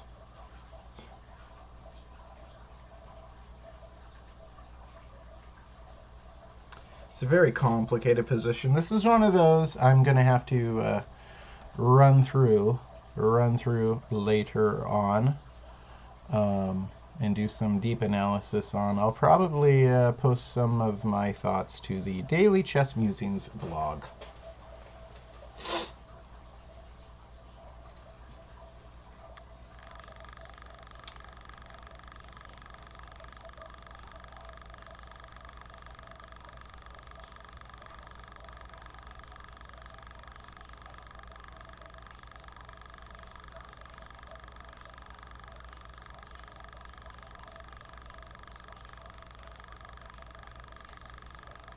Bishop b2 and then bishop c1. Now remember, black really doesn't want to trade this bishop. They want to keep it on this diagonal to keep controlling a1. So white cannot put a rook behind the passed pawn as easily. So if you retreat, then white can try and trade again.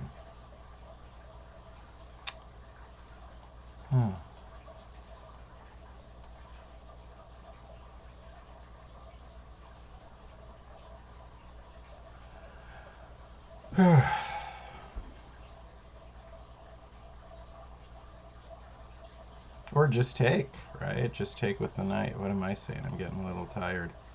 Yeah, they'd be happy just to take. All right, so if you go to e5, knight takes. If you go to d4, knight takes. If you go to e5, then bishop can go to e3 and target this immediately.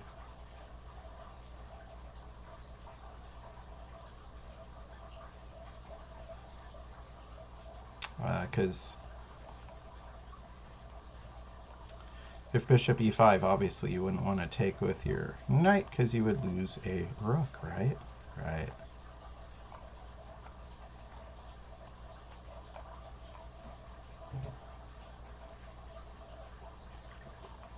Maria really doesn't want to trade this bishop. This move was pretty clever, this h6 move. So we saw this pawn go from h4 to h5 to h6, and it's creating some difficult situations for black as it does this.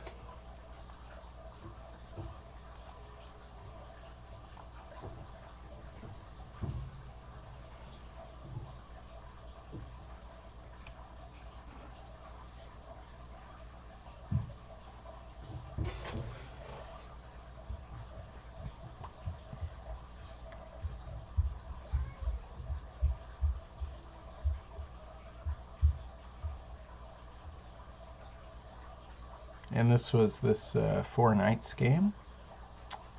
The knight does come to f4. Thank you. The knight does come to f4. And I really like Bryce Teaglon's play here. Let's see how this all. It's like a model of how to play against the 4 knights. This is a model game. It is just beautiful. This g5 move, just beautiful. All right, and then this looked a little strange to me. I didn't expect it, and then I realized what was happening. And it's just very nice. Now the knight can go to f4, the rook can go to g8, and the bishop can go to h3. The queen can come out. I mean, black has a neat attack here.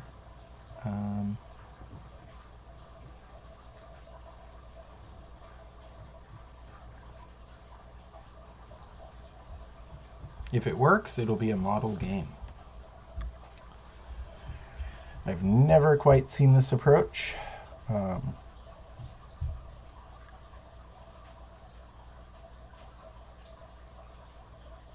If it doesn't work, then we'll find out why it doesn't work, right? Why it's not played often.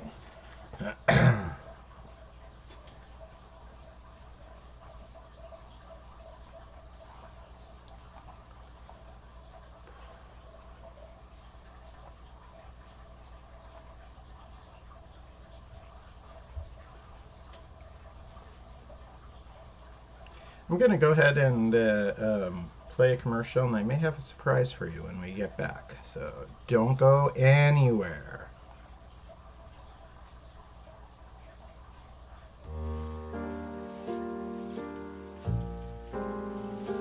I will be running a free online chess club for everyone who wants to learn.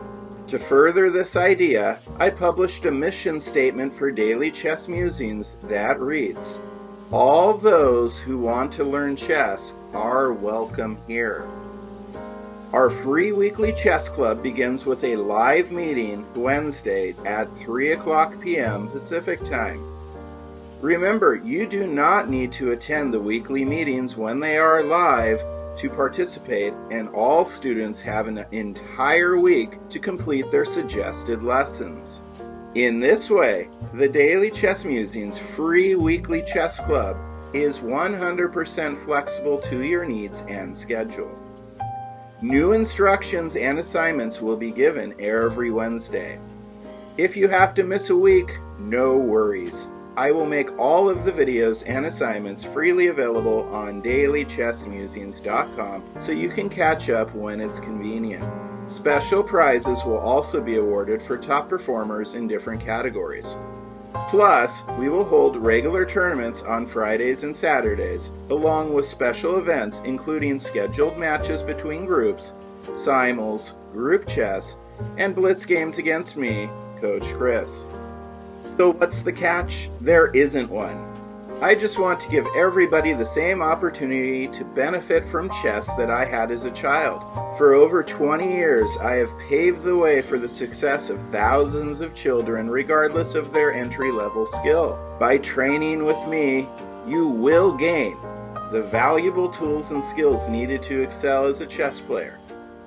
An extraordinary chess club experience with a top-tier instructor, the confidence and motivation necessary to surpass your chess goals and fast-track improvement.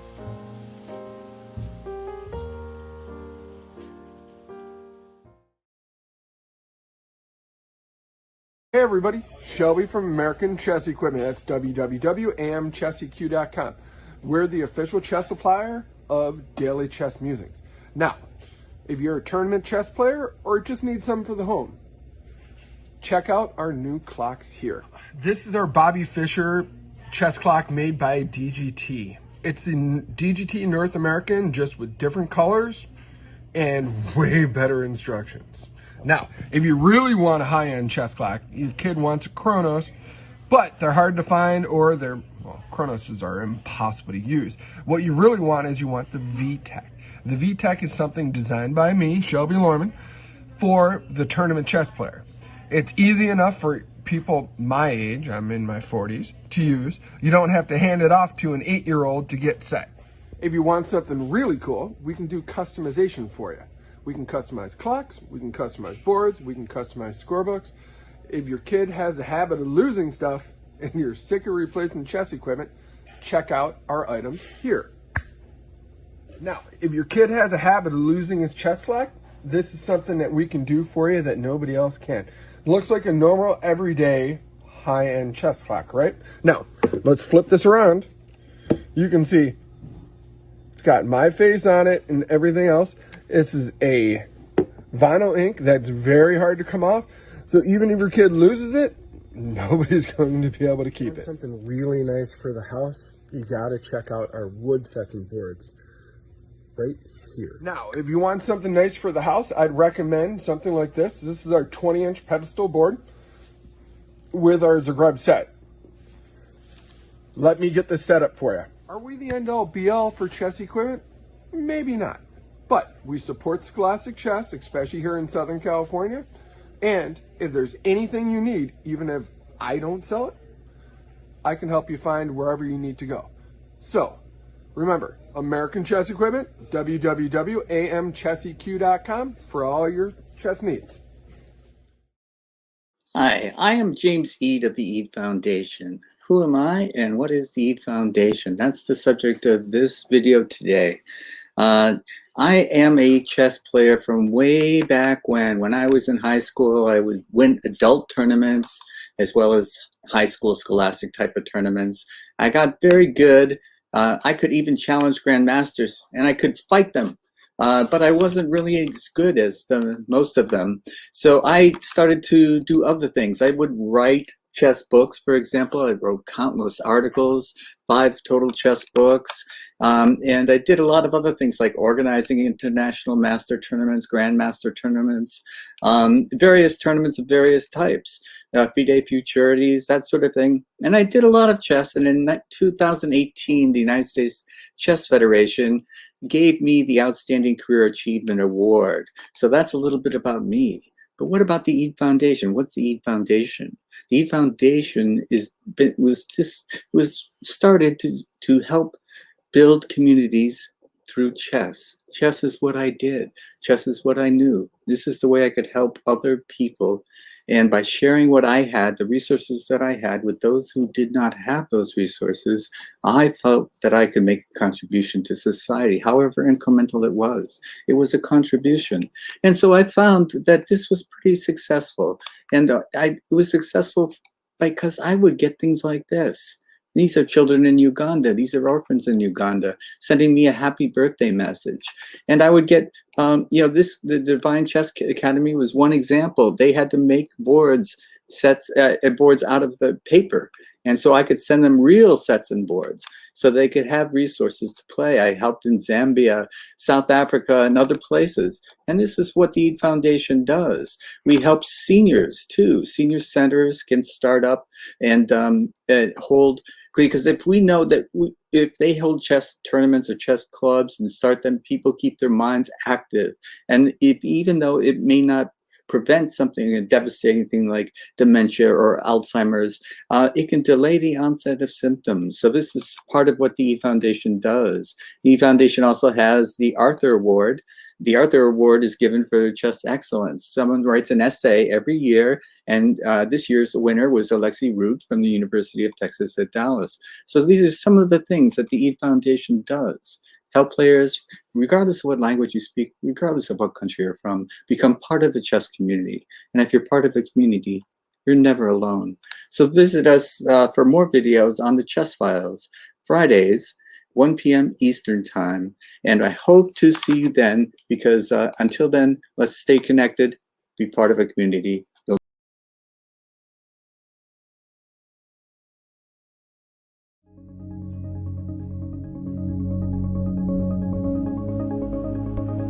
Can you move your leg? Ding, ding, dong. Good job! High five! The game of chess is a beautiful game because you get to be the king. You get to command entire army of chess figures. You are in charge. In life, you may not get to make all the decisions yet. In chess, you get to make all the decisions.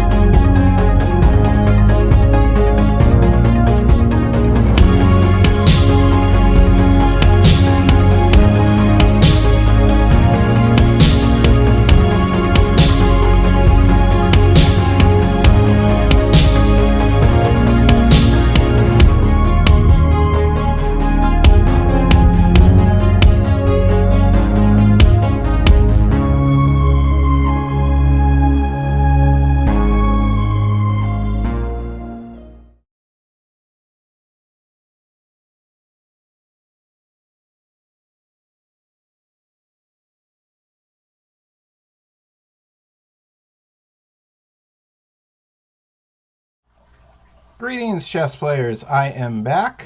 There I am. Part of my head disappeared. Fascinating. Let's fix that.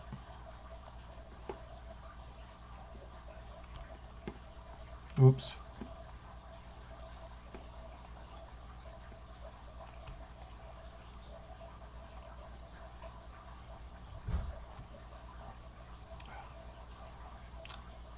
Okay. Not as nice looking as when my wife does it, perhaps, but it works. Let me check my tournament slideshow window as well. That looks good. Okay. My name is Chris Torres. This is Daily Chess Musings. I'm a correspondence chess master, and we are observing and learning from some awesome chess played by top players, international masters, grandmasters, right now in San Jose, California. This is the third Mission 360 Bay Area Chess GMIM Norm Invitational Tournament. And if you're curious about what all that means, let me show you. So this is Mission 360, an awesome foundation nonprofit started by Kevin Pan,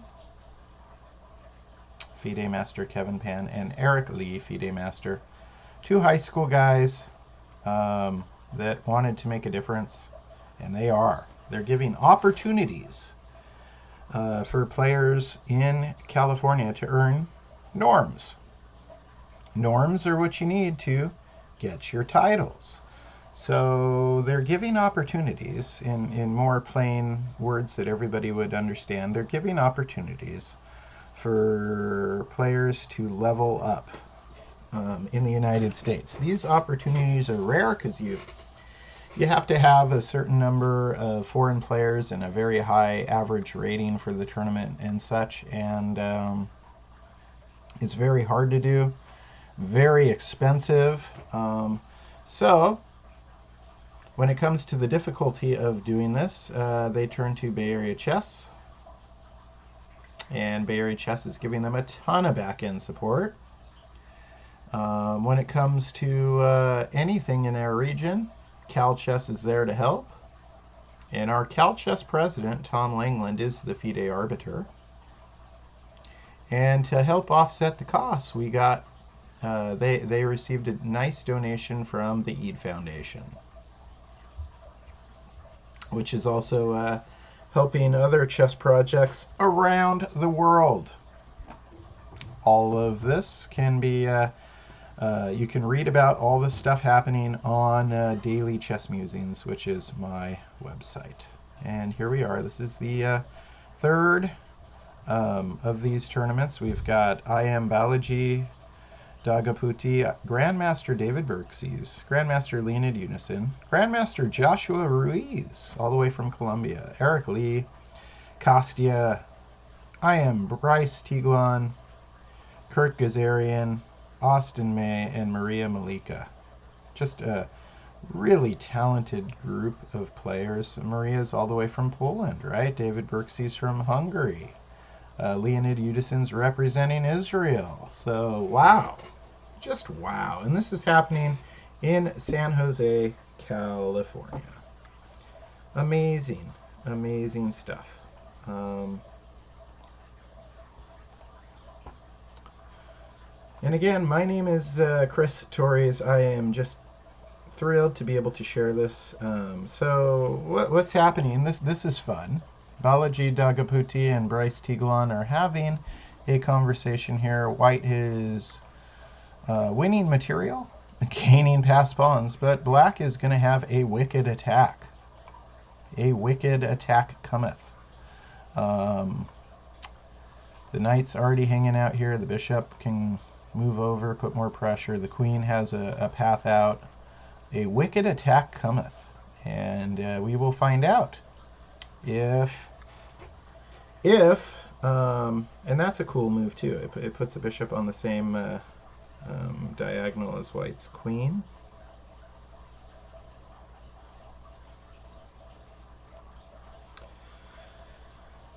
Generally, yeah, you don't want that because, boom, check, and then you're going to lose your queen one way or another, right? So the queen's going to move. If the queen goes to g3, then you got to worry about, these rook g8 things, right? I mean, black is getting a lot of pieces aimed at white's king. If their attack works, it'll be a model game of how to attack white and the four knights. If not, then it'll be a model game for white in how to handle this kind of attack. So I am really enjoying this particular game. And then, let's see, we've got Maria Malika down to under 9 minutes against Kirk. And even more troubling than that is Kirk's position here. It's very, very nice. He's got the passed A pawn. Black's pieces are disorganized. White's pieces are not. White's pieces are beautiful. This bishop is self-supported by a pawn. The rook's fighting for the b file. Two rooks are connected. The knight on f3 can help.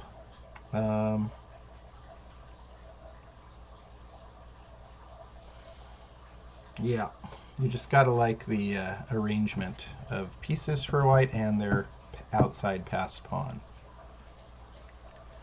It's been a very nice game, and it's really been a pleasure to watch Kirk Gazarian play. I'm quite impressed with the young man's chess. Very impressed.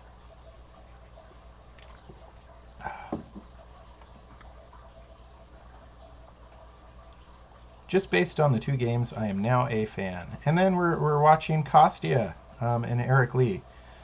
Tournament organizer Eric Lee on the black side of a Najdorf Schwetzingen Sicilian, and Kostya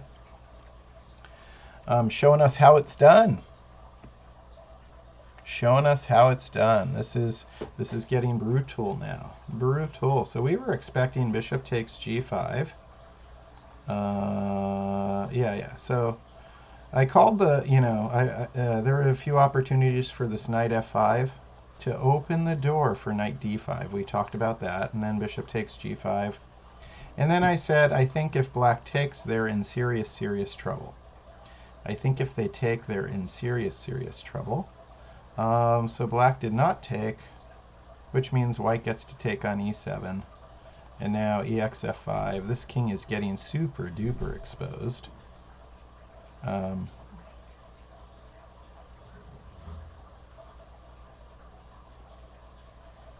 Yeah.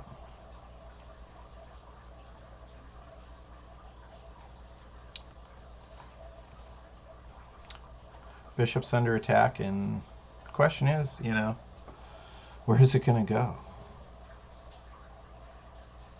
It doesn't have a lot of good spots. And then that takes time, and white already has a strong attack. Speaking of a model game, I think Kostya is giving us a model game. And Kostya is now an IM. It says so right there. IM Kostya. So he may have leveled up in the last tournament he played in. Used to be FIDE Master, right?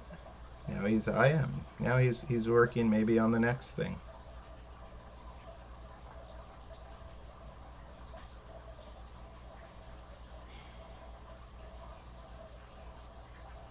Certainly playing, like a grandmaster here.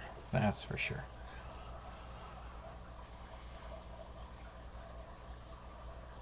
Eric Lee is in a lot of trouble in this position and doesn't have a lot of time.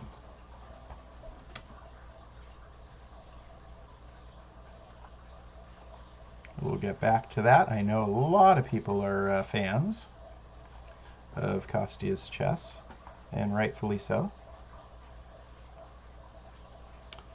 Maria Malika has organized her rooks in the B file. And that's all fine and good. Let's see.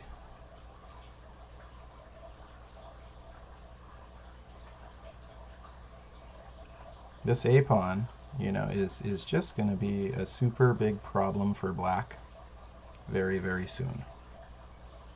Again, this bishop is doing a good job of keeping it from being a problem right away.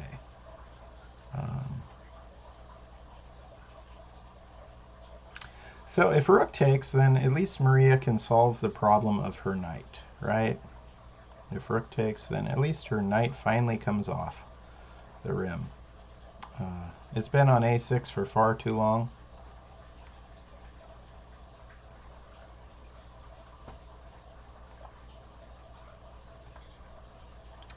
And then we've got Balaji Dagapati versus... yeah, there is cross tables. You can go check them out on dailychessmusings.com. I'm posting cross tables. And I'll go ahead and post some PGN files as well on dailychessmusings.com. All these games are being connected to the chess.com event. So the games are available. The PGN and cross tables are also available on chess.com. Good question, no rematch. Thank you for checking in and asking a good question. These are good questions. So let me take a moment to show you. Here's the Daily Chess Musings page. It's my web page. I post all kinds of stuff about California and chess in general. California chess. And it's the third Mission 360 tournament. I'm posting results. And as things progress, I post cross tables, see? That's the complete cross table from round 2. And I'll organize them in a PGN file and post these as well. No problem. You're very, very welcome. And I'm also putting links to all the other, the pages you want to know about. I'm also putting links to all the people that help out Mission 360, Bay Area Chess, Cal Chess, and the EAD Foundation. So let's see, getting back to the action. Yeah, I'm with you. These games are worthy of being looked at in great detail. These are master, high master level games, very educational. And the tournaments are historic. So for historic purposes, especially as the Cal Chess Journal editor, I want to make sure that they are preserved. We are watching California chess history live. It's history in the making right now.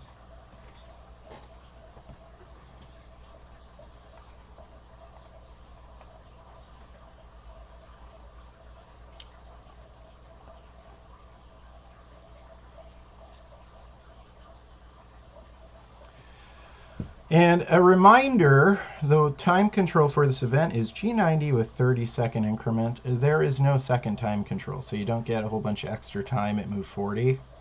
So this time situation is starting to get a little stressful for the players at this point.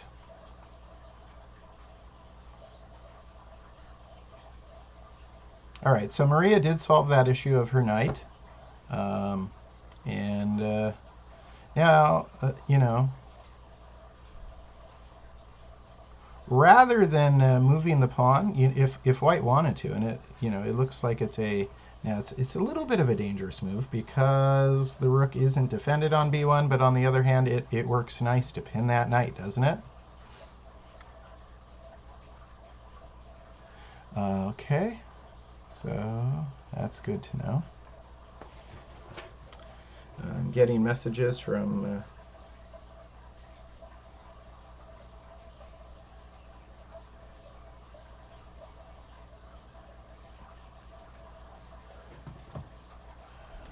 my friends in the chess community.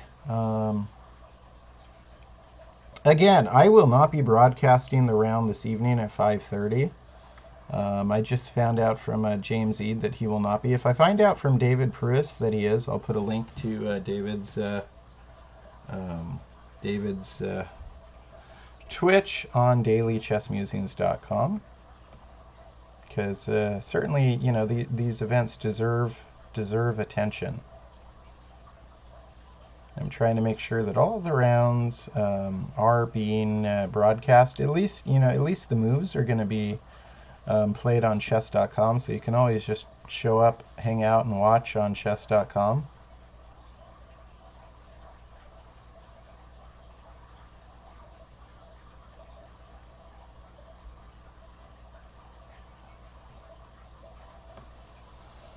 After this round finishes, I will reach out to a few people and see if I can't add a link for a live broadcast tonight. Like I said, I am already engaged with other chess classes, so I will not be able to. I may be back tomorrow, but tomorrow is a travel day for me as well. And then this weekend, I'm at the Cal Chess Super States for K-8, kindergarten through 8th grade. So this is really tricky. It's a historic tournament. I really, I'm a fan of Kurt Gazarian now. I'm a fan of Maria Malika. I'd like these tournaments to continue to have a spotlight on them. We just got to work on the scheduling. That's all.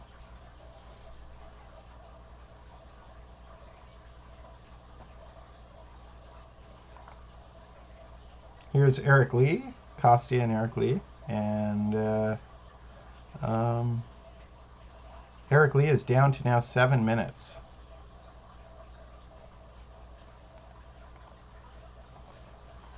Okay, so let's see where we were.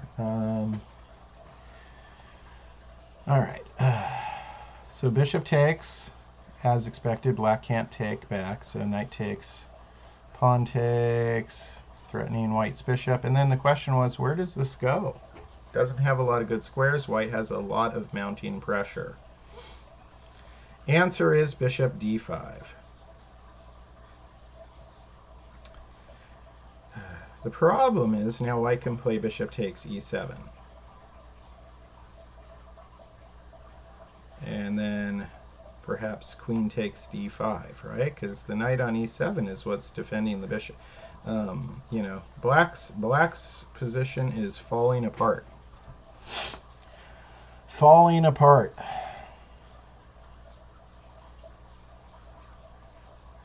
And Kostya's got a ton of time as well. So 52 minutes versus 7. We'll keep it right here for the moment,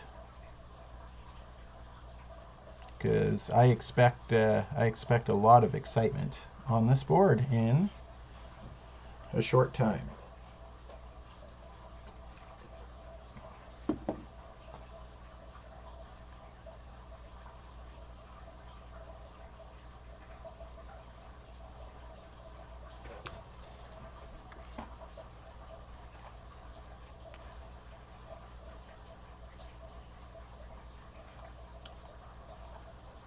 If you are watching right now, my name is Chris Torres. I am the creator of Daily Chess Musings.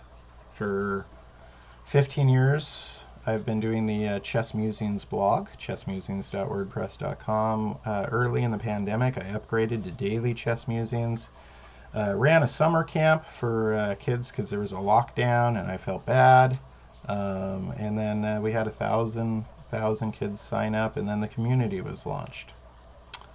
Daily Chess Musings is more than a blog. It's more than a YouTube channel.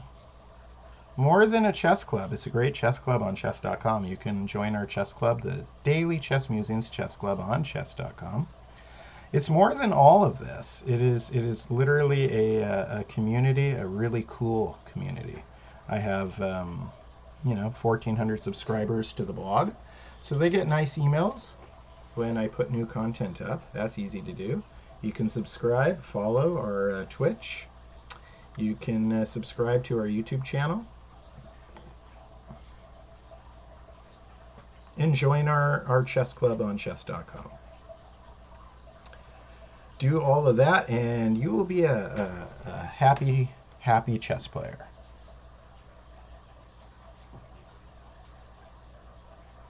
So I'm expecting Kostya to play bishop takes e7. It is just a problem. Huge problem for black. Bishop takes e7. I mean, the bishop's being attacked anyway, so I mean, you might as well take. And then what's defending the bishop here? Nothing.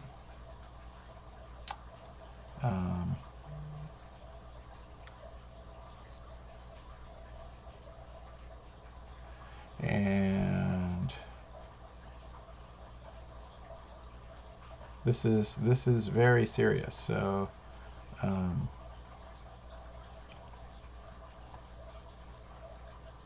expecting Kostya to make the move any moment. Let's go back to Kirk Gazarian versus Maria Malika.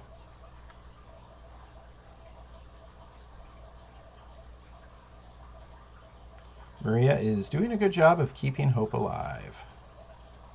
Kirk got himself a good position early on, and Maria is keeping hope alive. Her rook's in an open file. Her bishop is still controlling a1, and her knight has improved, and her pawn is now on c4.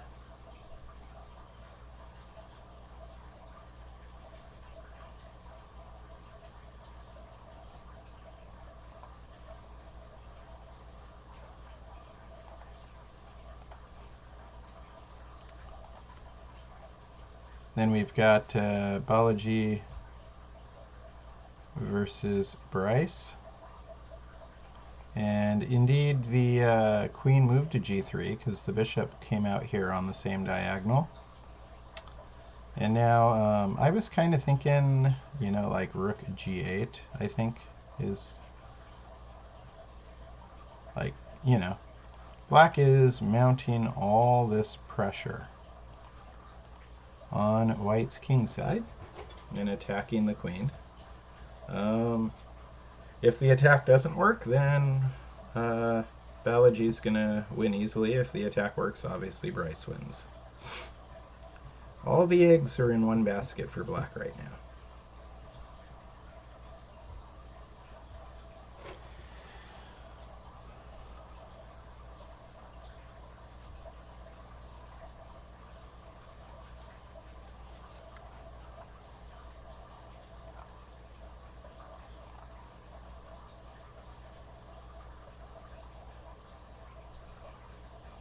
So I'd be watching these games anyways. I think I've said this because, I'm the Cal Chess Journal editor. You can check out the winter issue of the Cal Chess Journal. I don't think Tom's had a chance to put it up on the Cal Chess website yet, but it's on Daily Chess Musings. It's a really cool magazine. You should check it out. I'm very proud of what we accomplished during the winter months. And look what we're doing in the spring. It's amazing. And then pretty soon it's it's summertime, and we're talking a lot about chess camps again, scholastic chess camps, maybe even adult chess camps. No reason why adults shouldn't have a chess camp as well. That would be fun. I have a lot of cool projects that I'm not quite able to talk about yet, but you're going to be finding out. And if you are following this Twitch channel, you're going to be one of the first to know. And let me tell you, they are awesome. Awesome things.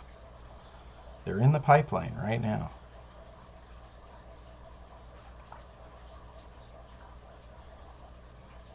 Let's see what happened here. Yep, Kostya is just plain awesome. Awesome chess.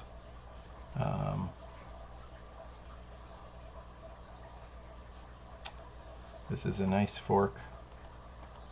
And Black's queen has to move to safety. And then probably instead of taking right away, so let's see, Black's queen moves to safety. You go and you pin the knight. I mean, you're going to take with check and threaten checkmate.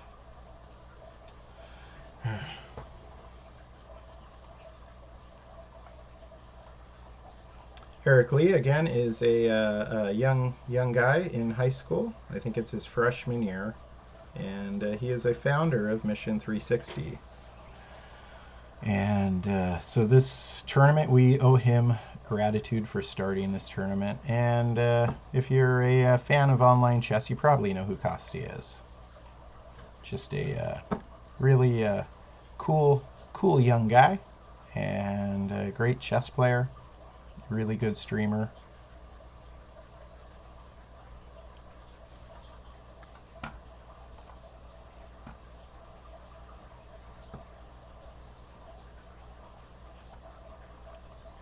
We'll keep it right here because we're seeing really his chess was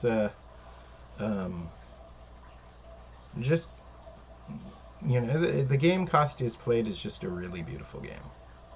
It's just a really pretty game.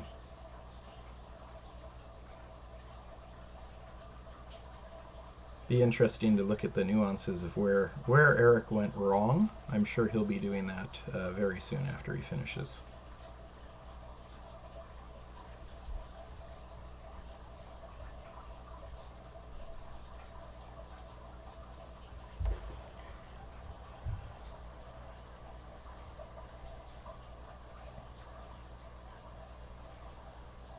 Yep. Tonight I will be teaching the wonderful young people from Gomes Elementary School in Fremont, California. Getting them, final lesson before the Super States this weekend in Santa Clara. If you want to come by and say hi, I will be there. I will be at the Cal Chess, 47th Cal Chess Scholastic Chess Championship. 47th. It's the biggest tournament.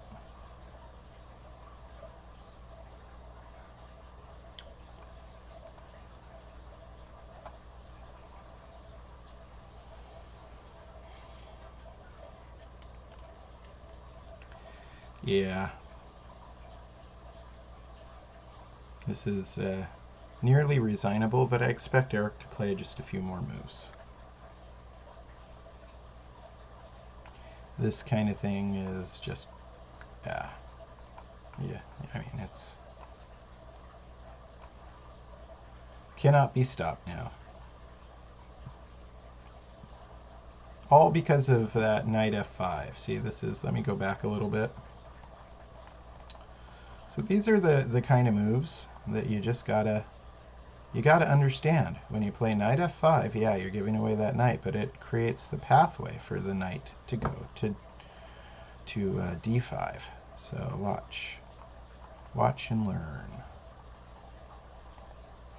Smack, boom, smack, yep.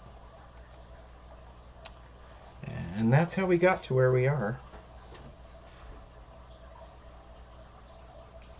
Queen goes to a7, which stops queen e3 for the moment. So bishop takes e5. And now there's a threat on d7, right?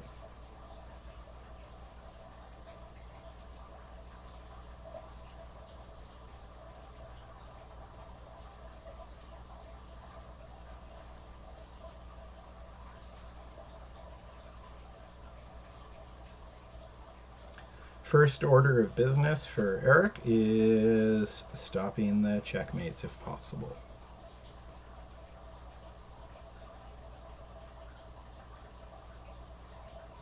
And he's down to 2 minutes. His king is sitting in an open center. White's got 2 bishops and a rook and queen battery. That's hard to do. Hard to do.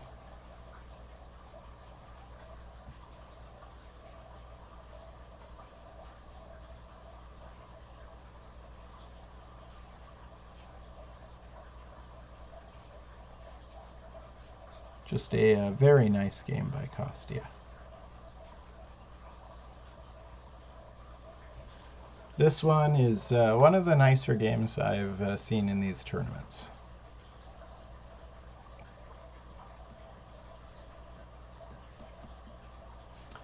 Honestly, one of my favorite games was a draw in the last tournament, tournament number 2, between Austin May and Leonid Udison. It was a beautiful, beautiful draw. Okay, so stopping queen d7 check, right? Let's see.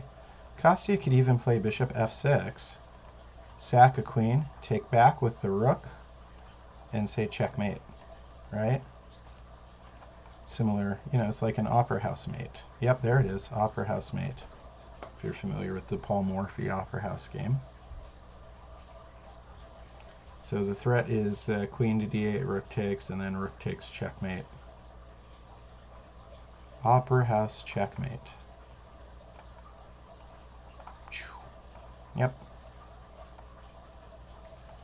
And that must be stopped. And like I said, Eric Lee is down to just 1 minute in real time.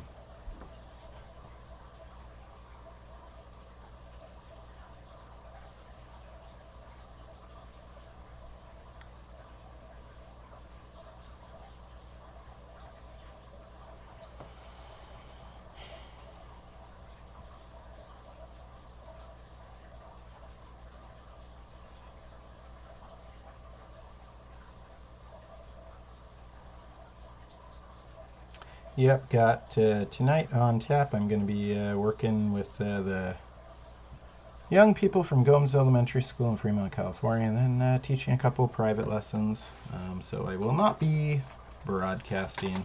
I've been trying to clear my schedule as much as possible, but you know, with the being big tournament season, you can't not show up for your students, right? And it's, you know, it's wonderful what's going on, but 3 IMGM Norm tournaments to you know, arrange for broadcasting in a row this time of year, very, very difficult. So I'm glad to broadcast whenever I'm available. All right, so adding another defender to d8, adding another defender, so no opera house mate now. I suppose you got queen d6 though, threatening checkmate. Just an in-your-face mate.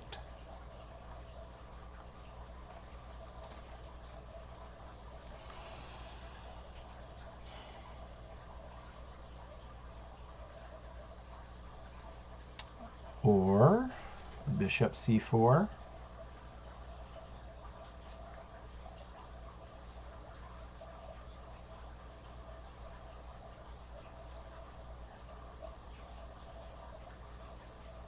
And black must make a move. How do you stop it all?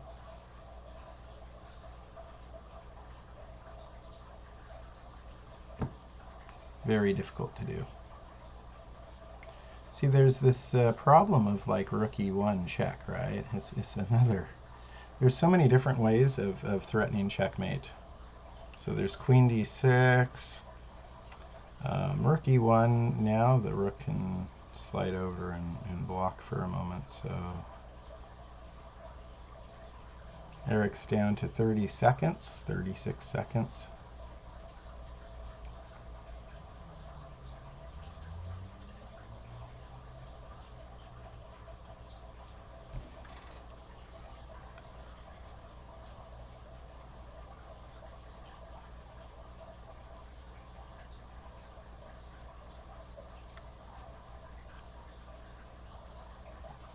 Yep.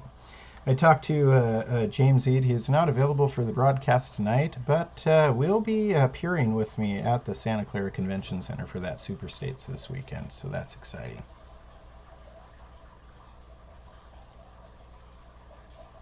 It is a big commitment of time and energy to do one of these broadcasts. It really is. But again, it's my pleasure to share with you the triumphs of Northern California chess.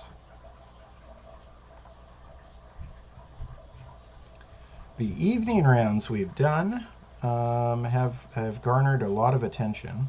The morning rounds, I think a lot of people are working when I'm doing the broadcast, but I mean it's still around. They work a little better in my schedule. They're easier for me to coordinate around.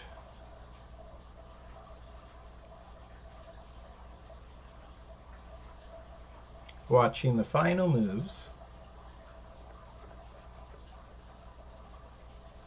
Game between Kostya and Eric Lee.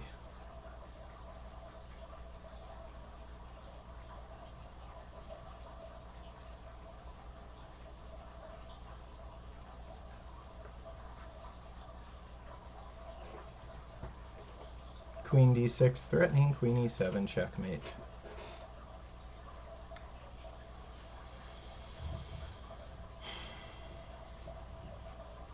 So you gotta defend against checkmate here. Cannot use the queen. So the only other possibility is rook e4. I was just about to draw the arrow.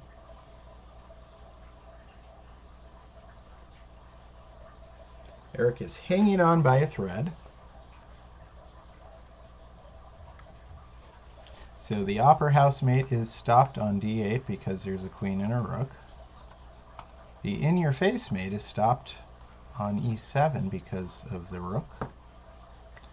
The checkmate of queen d7 and in-your-ear mate is stopped because of the bishop. And now we're looking at a back rank mate.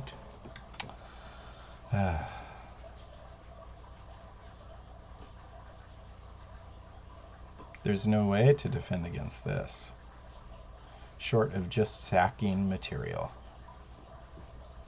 There's no way. Threat of rook g8, so I expect resignation here.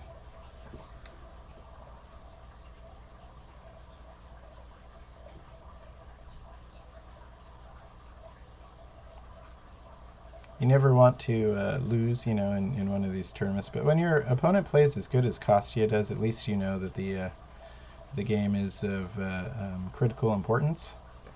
It was a brilliant game by Kostya. Congratulations, I am Kostya. All right, now let's look at the game between Kirk and Maria. And oh, this pawn is looking really dangerous. Really dangerous. So he gave up the a pawn to advance the e pawn.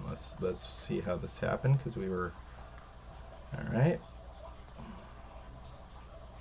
So he never did play the rook idea. Maybe he thought it was a little too dangerous since nothing's supporting the rook, but it could have pinned the knight.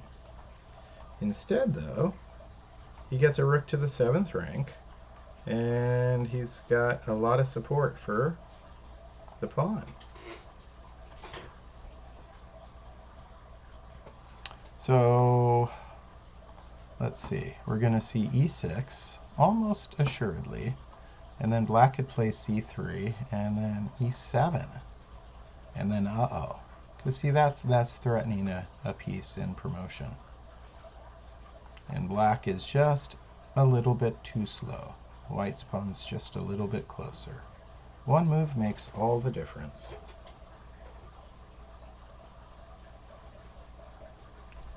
So I think we're going to see Kirk get another victory here. Amazing. 2 in a row in this tournament.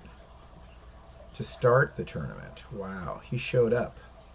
He did not play in the first 2 of these. He showed up to the 3rd one, and he's shown up to the 3rd one.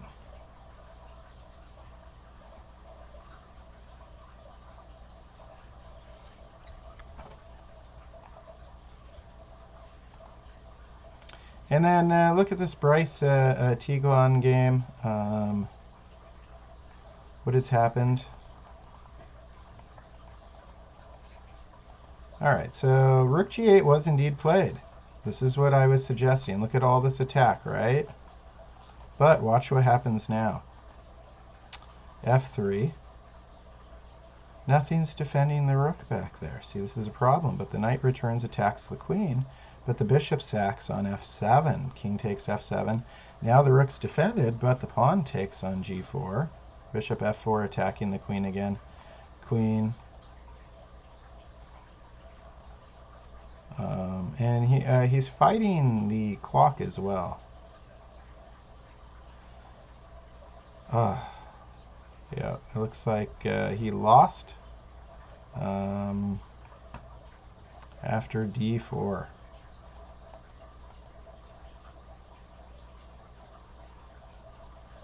So black came close with this unique attack, this unique approach, and I'm going to be studying this game a lot. So the unique approach, this is just good, what black's done here. I like this is just good. This, very interesting, very interesting. I like this attack that black got. The knight h5 move, knight f4. I like all the pressure that black is putting on white. But they gave up material to do it. It's an early attack, so they were kind of offsides, putting all their eggs in one basket in this attack. And in the end, it didn't work.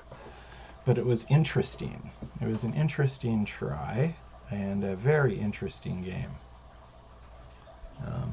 Very interesting. I've never seen that before. The four knights usually doesn't get that exciting. That was terribly exciting. And here is, all right, so we're finishing up really fast now. So what we got is a win for Balaji. Congratulations. A draw between the two visiting grandmasters. And now Kirk seems in line for a win.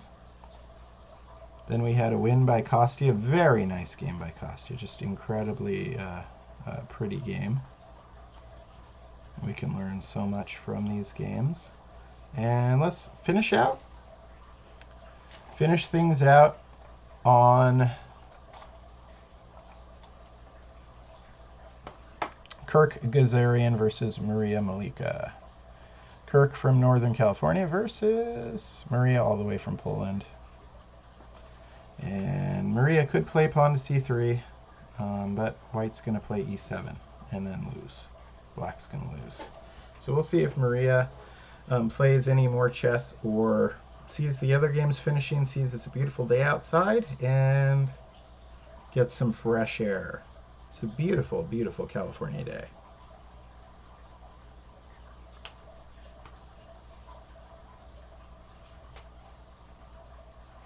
This was a really fun round. Really, really fun round. Thank you again for choosing to watch my stream. It is just so impressive what FIDE Master Eric Lee and FIDE Master Kevin Pan have been able to orchestrate here, creating this tournament. Hats off to them.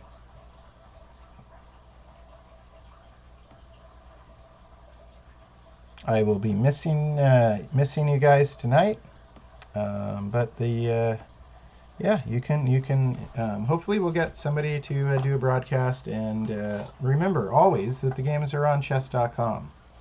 So you go to the events section, look for the Bay Area Chess GM-IM Norm Tournament number 3 in the chess.com event section.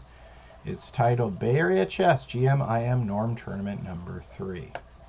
Go find it on chess.com and you can watch tonight.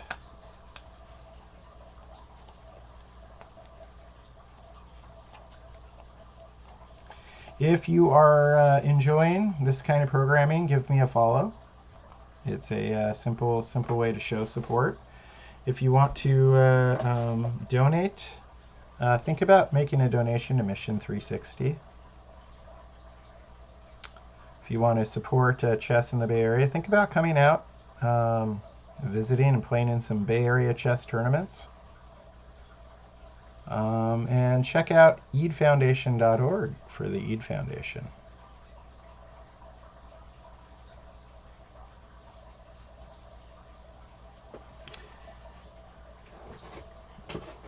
Don't forget to join the Daily Chess Musings Club on chess.com.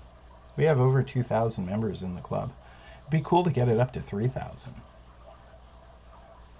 Really, I would like to get it to a point. I think we need about 3,500 players in the club, and then we could have regular pop-up events of different time controls, just for fun, and with some small prizes and things. And yeah, she plays c3, and then we're expecting e7,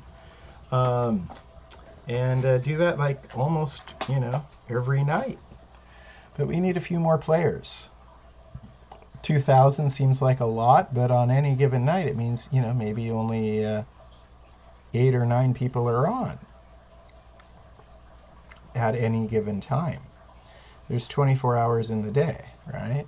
And 7 days in the week. So it gets dispersed, and we need a bigger mass of people in the Daily Chess Musings Club on chess.com. It's free to join. Go give me a follow on YouTube. This broadcast will be up on YouTube within an hour of when I finish here on Twitch. And yeah, we're about 2,000 followers on YouTube. Have a great channel with a whole bunch of good content.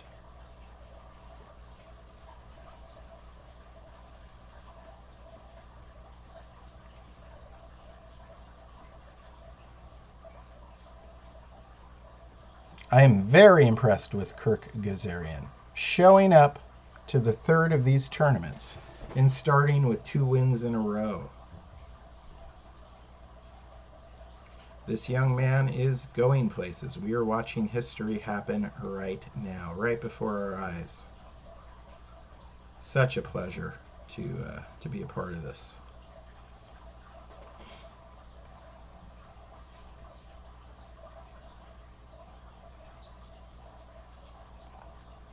Thank you for all the additional follows, everybody who gave me a follow during this broadcast. It's solidified us well over 50 now. That's exciting as our Twitch channel keeps growing, and it will. I've done this before, right? I've grown other aspects of the Daily Chess Musings community. You keep doing... what I found is you keep doing good things, and people will come, right? It's like that old, speaking of opening day in baseball, it's like a field of dreams. If you build it, they will come.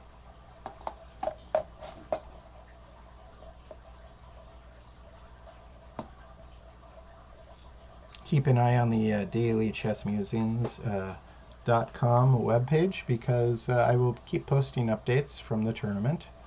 From this tournament. Plus, I will be in Santa Clara, so I'll be posting lots of pictures and videos and things from the Super States, Kid 8 Super States, and games. I mean, these young kids play incredible chess. There's e7. This is resignable now. Nope, she plays c2. Just 1 square away. Just 1 square away.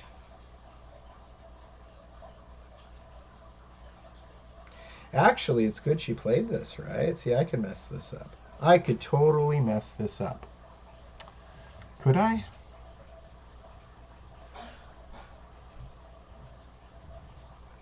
So if pawn takes bishop queen, that's a check. Then either king or rook takes, probably king.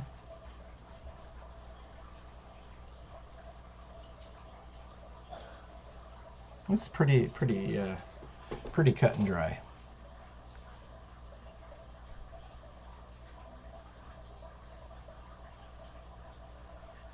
But still fun to see. I mean, you know, Maria is one move away from promoting to a queen, say in check, or playing rook b8.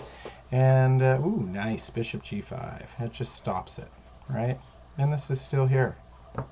What are you going to do? This bishop can't go anywhere. It's trapped. So bishop can take, rook can take.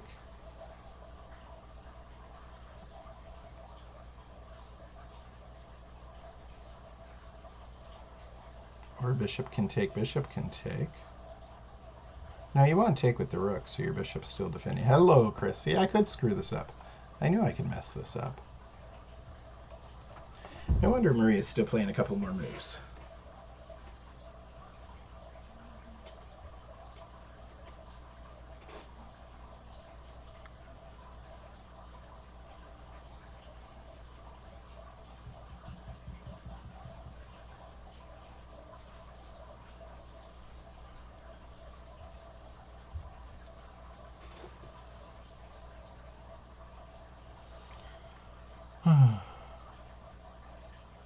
Rook b1 check can be met with rook e1. Pawn c8 turns into a queen. Fails to bishop, or pawn c1 turning into a queen. Bishop's there to stop it. Okay. Rook e1.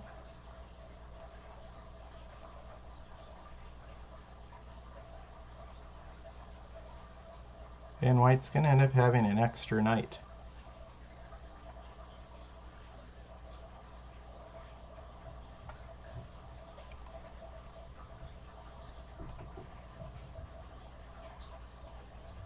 Or king h2, I suppose. Could do that too.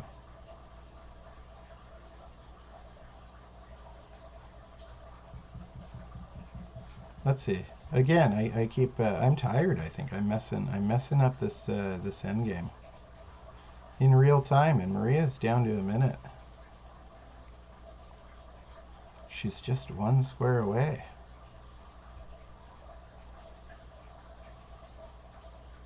Oftentimes that's the case. You get so close. So close.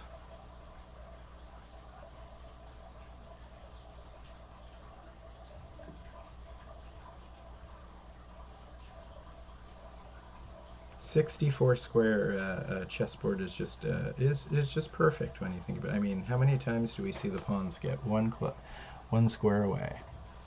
Rook threatening the bishop. So the idea is if rook takes the bishop, then the pawn can move forward, right?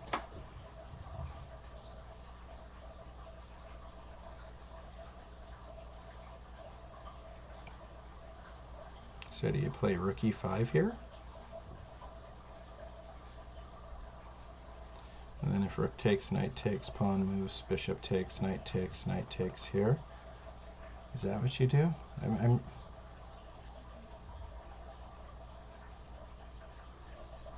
I don't trust my calculations on this endgame. That's okay. It's been, you know, I've done a lot of chess broadcasting, a lot of chess lessons. My energy level is dropping just a little bit, but this is a fun finish, an educational finish. It's okay to not know all the answers and have to analyze and learn.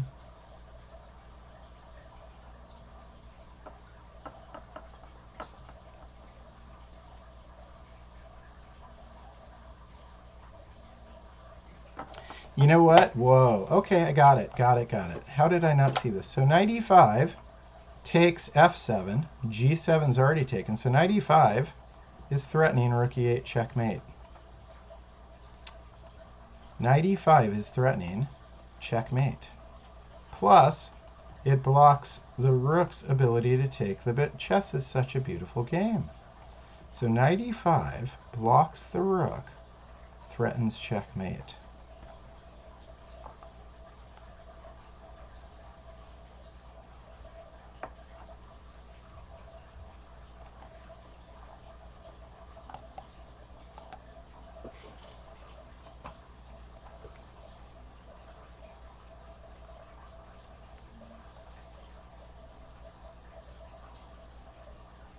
Remember those early pawn time invested? There it is. Knight e5 was played. King scoots, so that's not checkmate.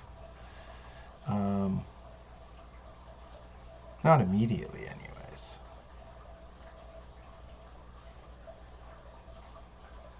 Because now you got this. Yeah. King g8, rook g7, check. This is going to be pretty. This is going to be a pretty finish. Puzzle-worthy conclusion. Play it out, Maria. Let's see the puzzle play out. Good. And then rook g7 forces king into the corner. And then knight f6, and then rook takes h7, checkmate. Oh, nope, king went back to f8. That works. But really, knight, let's see.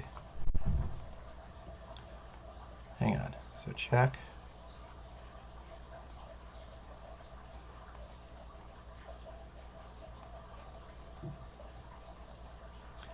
Yeah, so I think right here, I mean, white's going to win. But I think right here, you could have played rook g7.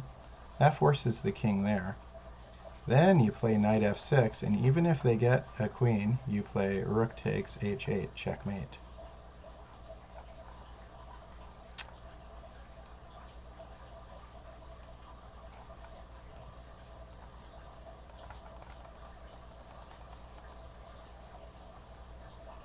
h7, that works too.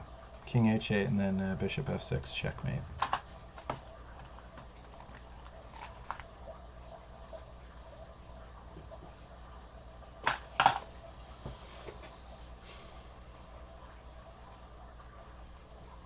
Kirk Gazarian, very impressive chess player, off to 2 points. Off to the races with 2 points in 2 rounds. We are watching history being made. I think Maria's going to resign here. She doesn't need to play this all the way out to checkmate. She's got but one move, and then checkmate. King h8, bishop f6. End of story. She was very close indeed.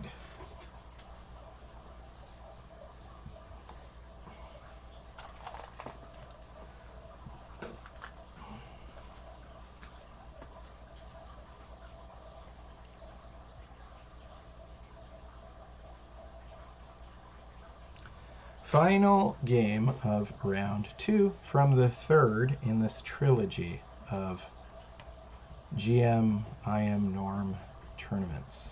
Brought to you by Mission 360. Organization started by 2 FIDE masters who are in high school. Game over. That's it for the action today, ladies and gentlemen. I hope you really enjoyed today's broadcast. I really enjoyed what we were able to see today. Let me show you real fast. So there's Mission 360. Go check it out. Mission 360 for you, FORU.org. Mission 360 for you.org. BayAreaChess.com. BayAreaChess.com. Go check out the calendar. You'll see what I'm covering and where I am. CalChess.org, the official USCF Northern California state affiliate. And big time thanks to the EAD Foundation for the important financial support in making tournaments like this possible. And then, of course, dailychessmusings.com, your source for great chess content every day. That's why it's called Daily Chess Musings. My name is Chris Torres. This has been a broadcast by Daily Chess Musings on the Twitch. Follow us on Twitch and enjoy a whole bunch of great content. Go find us on YouTube. Join our club on chess.com. Find me on Twitter at Tori's Chess. And I will see everyone later. Remember, next round's at 5:30 tonight. Check dailychessmusings.com to see if it's going to be broadcast. I'll put a link.